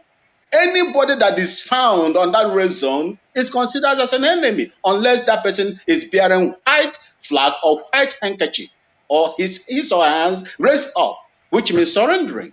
And maybe the Geneva Convention, applies to that person. You have to apply Geneva Convention on that particular person. What I am telling you now is this: there is staying hands. These people, the powers that be are colluding with these people. The soldiers on the ground are not getting what they're supposed to get. They're not getting enough intelligence. Otherwise, there are moles also in that system. It has been infiltrated. That is why it is not efficient in their discharge of duties. What we did in Liberia, if it is repeated in Nigeria, who are these people? I fought asymmetric warfare. What is going on in Nigeria is asymmetric. It's not conventional. So something must be done. The government must be proactive. They must come out to tell Nigerians the reason why they cannot defeat these people. Who are they that they cannot defeat? Who are they? And the more you allow them to grow, the more they get confidence and acquire equipments to cause a lot of damages on the government. And you will see it happening if this thing continues like this. I'm worried that my people are being killed in the war front. You just train them, you give them, some of them, you don't even give them, ammunition to go and fight. They just go there. Or when they are going to, information is leaked and they are ambushed on the way and most of them are dead. They are my colleagues. They are my colleagues. The civilians also that are, that are caught up in this mess. I also feel for them. Nigeria must do something. Nigerian government must do what my government did in Ghana here. To push these people away. Push them away. Nigeria is too big to allow, ragtag, stupid people to take Nigeria on this kind of siege. Thank you, Dr. Damages. Thank you so much. I quick want to ask you. Hold on. I want to ask him a question. No, wait. I thought it's my turn. Let me say something, Vin. Vin, we are going to have a special episode of a show where we talk about security. We'll be honored to have you join us so we can get to the bottom of some of these things, because most of our people don't understand why the Nigerian army has just been reduced to this. Thank you so much for your contribution. All right, Dimeji, you can ask him a question. No, I just want to ask him that are the generals making money out of all these things? Because they've spent so much amount of money in equipping all these people, in providing all the necessary resources, but still we haven't gotten a result. My point is, are these generals, the leaders, are they making money out? Are they making us out of all this process? That's my question. Thank you. I will, this question is very, very, tricky. I will tell you that the National Assembly are mandated by law to carry out oversight functions on these government institutions. Why are they not doing it? Are they also compromised? If they cannot do it, then it means that the same thing that is happening up there is also happening in the National Assembly. I heard so many of them speak in the National Assembly concerning the insecurity and what the government is doing or what the government is not doing. The point remains, what are they doing? Have you called these security chiefs and asked them one-on-one and let them tell you, pour their hearts out for you so that you will know what is going on? Why is this silence? Why are this silent? Total silence. There is total silence in that system. And this is what the National Assembly must look into. Some people are taking advantage of it. When you look, I think we still have the 2-point-something billion that you get. Money meant to purchase weapons for the soldiers, and it was given. Some were given to teach, to preachers, reverend, whatever, to pray so that insecurity will go away from Nigeria. What kind of control is that? All right, thank you. Will Nigeria reduce to such level? Vince, thank you so much. We are going to really have a special show on this, and we'll have opportunity to discuss it. Williams, you wanted to say something. Are you asking a question to him or what? Not really a question, because I'm not a military man, actually, so I'm not so good in that area. Okay. I just want to make this probably the last contribution before I go, because you asked what keeps a man awake at this time of the day. About Nigeria. This just got me thinking in the recent Ukrainian war. I mean, Ukraine within Russia, and then we got quite a number of Nigerians in Ukraine. I mean, in their thousands. And then I asked myself, in Ukraine, a medical student pays at least $3,000 per year. And I asked myself that if we leave this money in our country, Nigeria will be developed economically. If this money is being paid to our institution, I mean, there are thousands of Nigerians in Ukraine, thousands of Nigerians in the UK, thousands of Nigerians in the US. I'm not saying anybody should not go and study abroad, but several of this money, if we invest it into our system, Nigeria would have gone better than what we have today. All right. So, and sorry? Go ahead. I wanted to say you round up so that we can get we have a few minutes left, less than 7. Go ahead. Okay. And the other part is that I, as a person, as a doctor living abroad, I want to go back to Nigeria to serve my people. That is my utmost job. I want to work in my country because I'm tired of working for people that keep on seeing me, that keep on asking me, where am I from? despite the fact that I can speak your language, I'm doing almost everything the way your people could do it. Your knowledge is not better than mine.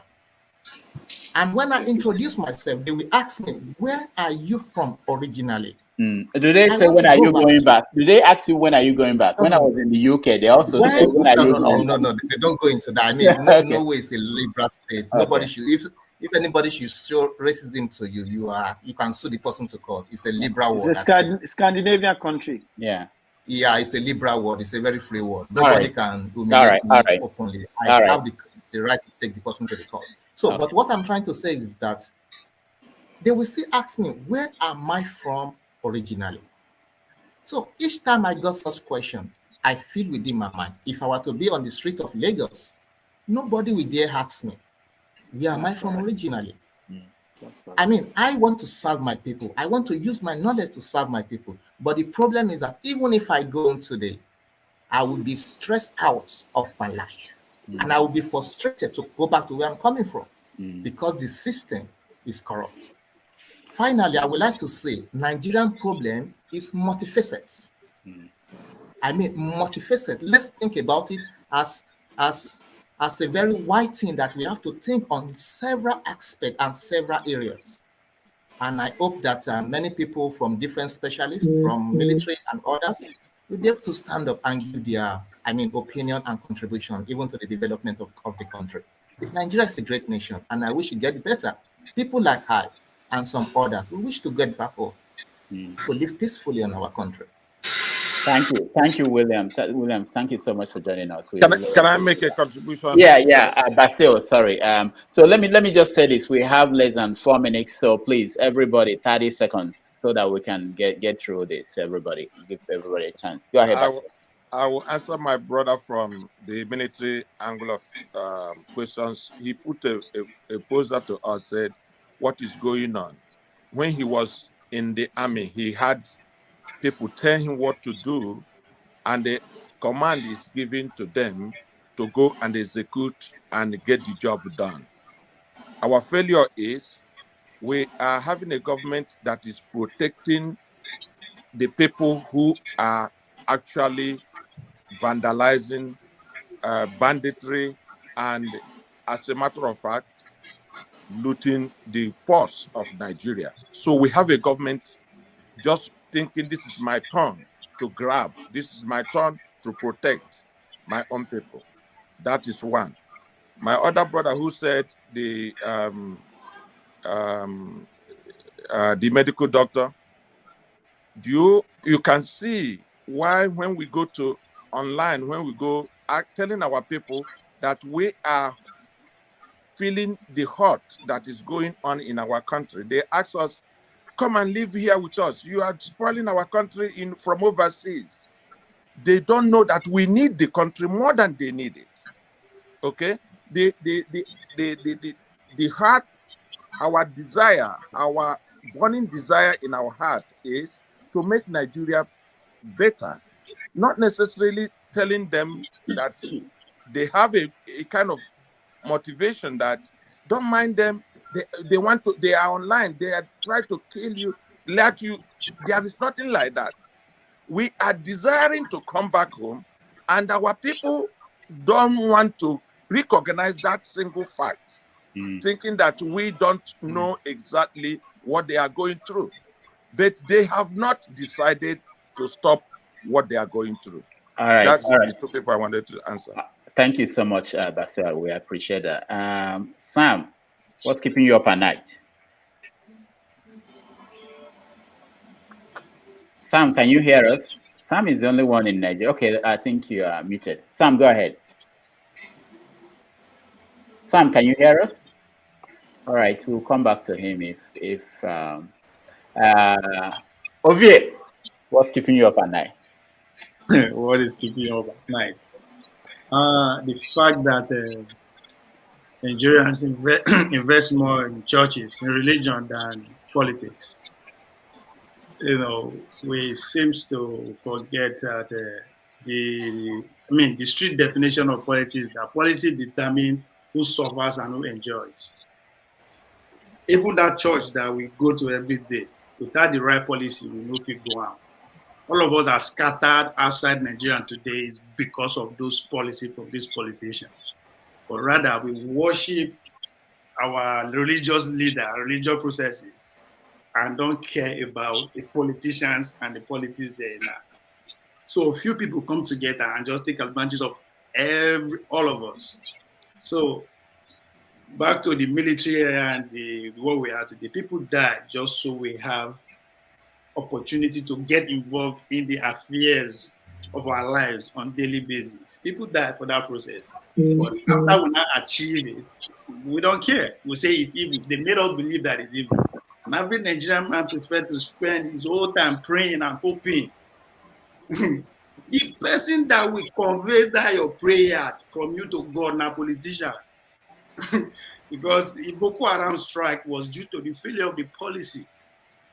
And this policy are not out of incompetence. These people, nobody say they don't know what they do. You know, when I hear Vince speak, I laugh. These people know what they are doing. They are doing it deliberately. Somebody say, "Why I go say people die is part of the game."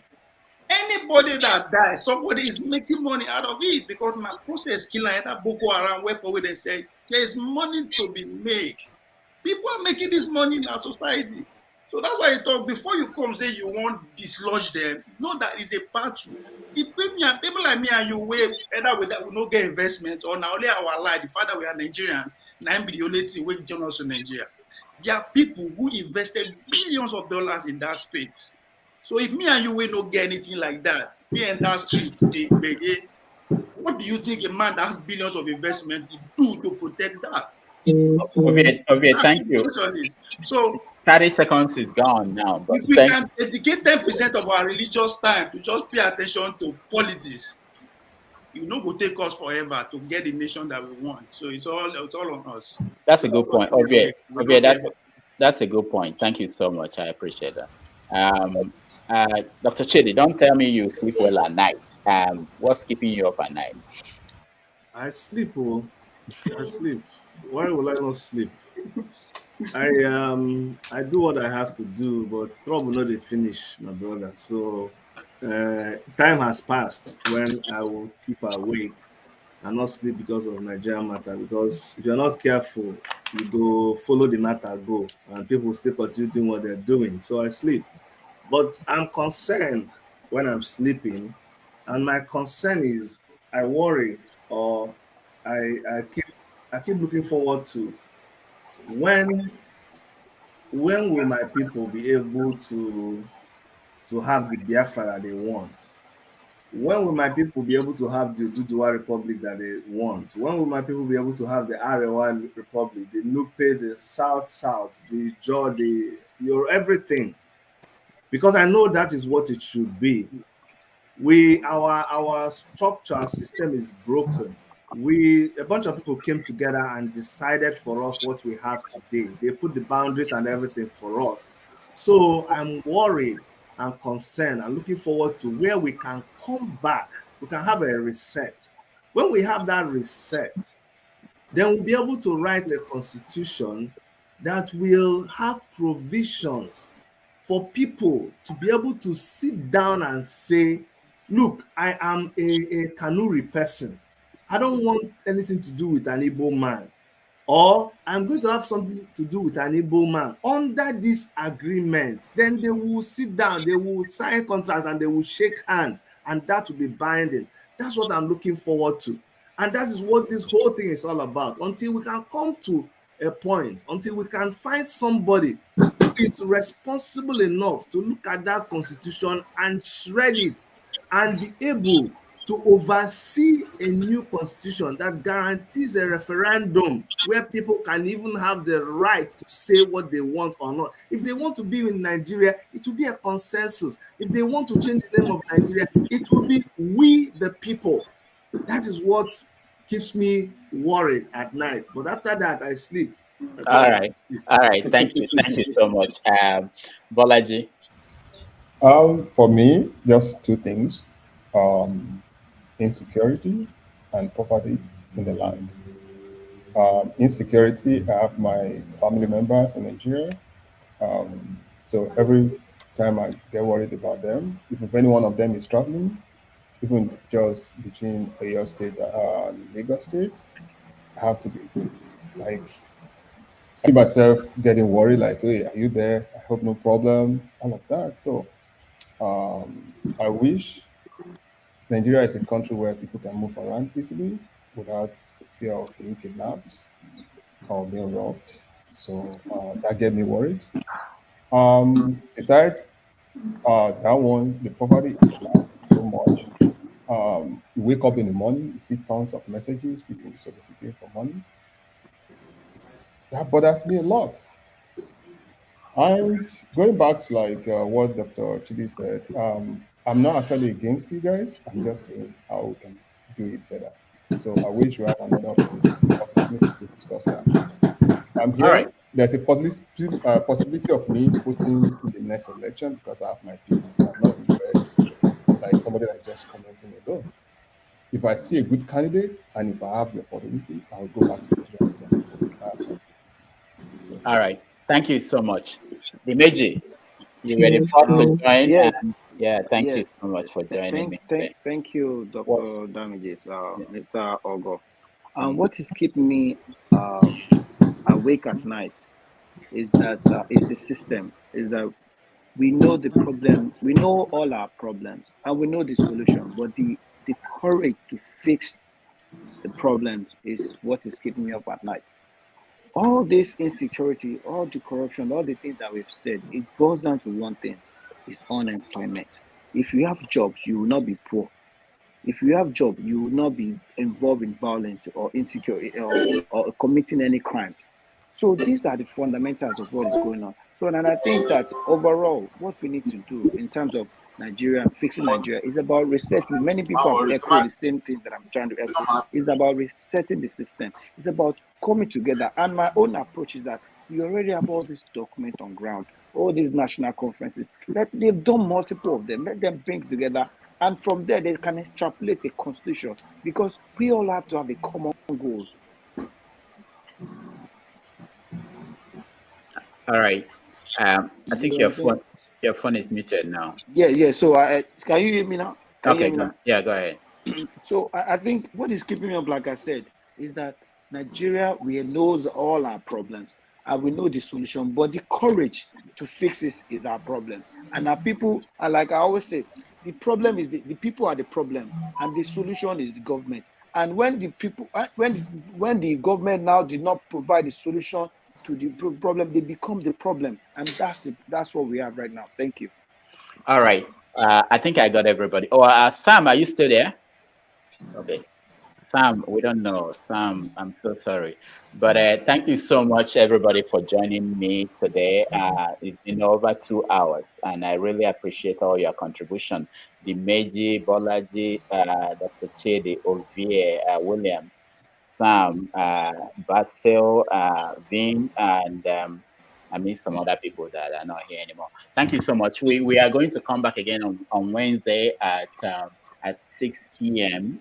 New York time to talk about what happens to us who are outside of Africa, Nigerians outside Nigeria, or Africans outside of Africa.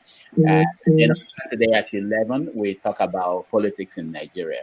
So I appreciate everybody and your time, and stay safe, and see you next week. Dr. Damage, before you go, I'd just like to thank you and thank all our fans too. I've been down with COVID and I've been off air. Oh, I didn't know. I just recovered. That's so a lot of people thought they had. Get well soon, doctor. Yes, a lot of people thought we are going to Boko take Haram. back our country. Don't worry. They thought Boko Haram has killed me. We cannot continue like this. I had no idea. I'm so sorry. I'm so sorry. Are you? All right. But I'm okay now. All right. All right. Thank you so much, William. Thank you so much for joining us, and hopefully next time you have chance, we want to hear. One of the conversations we're going to have is about going back home to contribute. What do you need to go back home, and because your services is needed, like the services of most of our people. What is the condition, the environment? We talk about that probably on Wednesday. But thank you so much for joining us. Thank you. All right, everybody, thank you and stay safe. See you. Thank you, doctor. Thank you for the hosting. All right, take care. Bye-bye. Bye.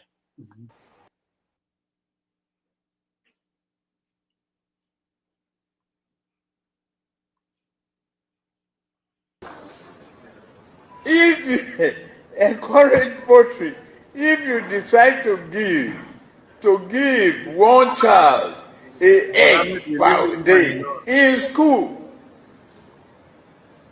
from primary 1 to 6, or what's in primary now? So you do that. Hold on, okay.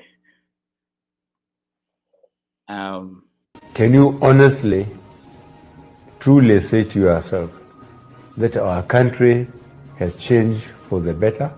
Are our children safe when they go to school? Are our parents safe when we leave them at home? Is the naira in your bank account of greater value today than it was 4 years ago? I, Muhammad Buhari, I am urging you to have your PVC, and on election day, you go peacefully and vote and make sure your vote count. Thank you very much.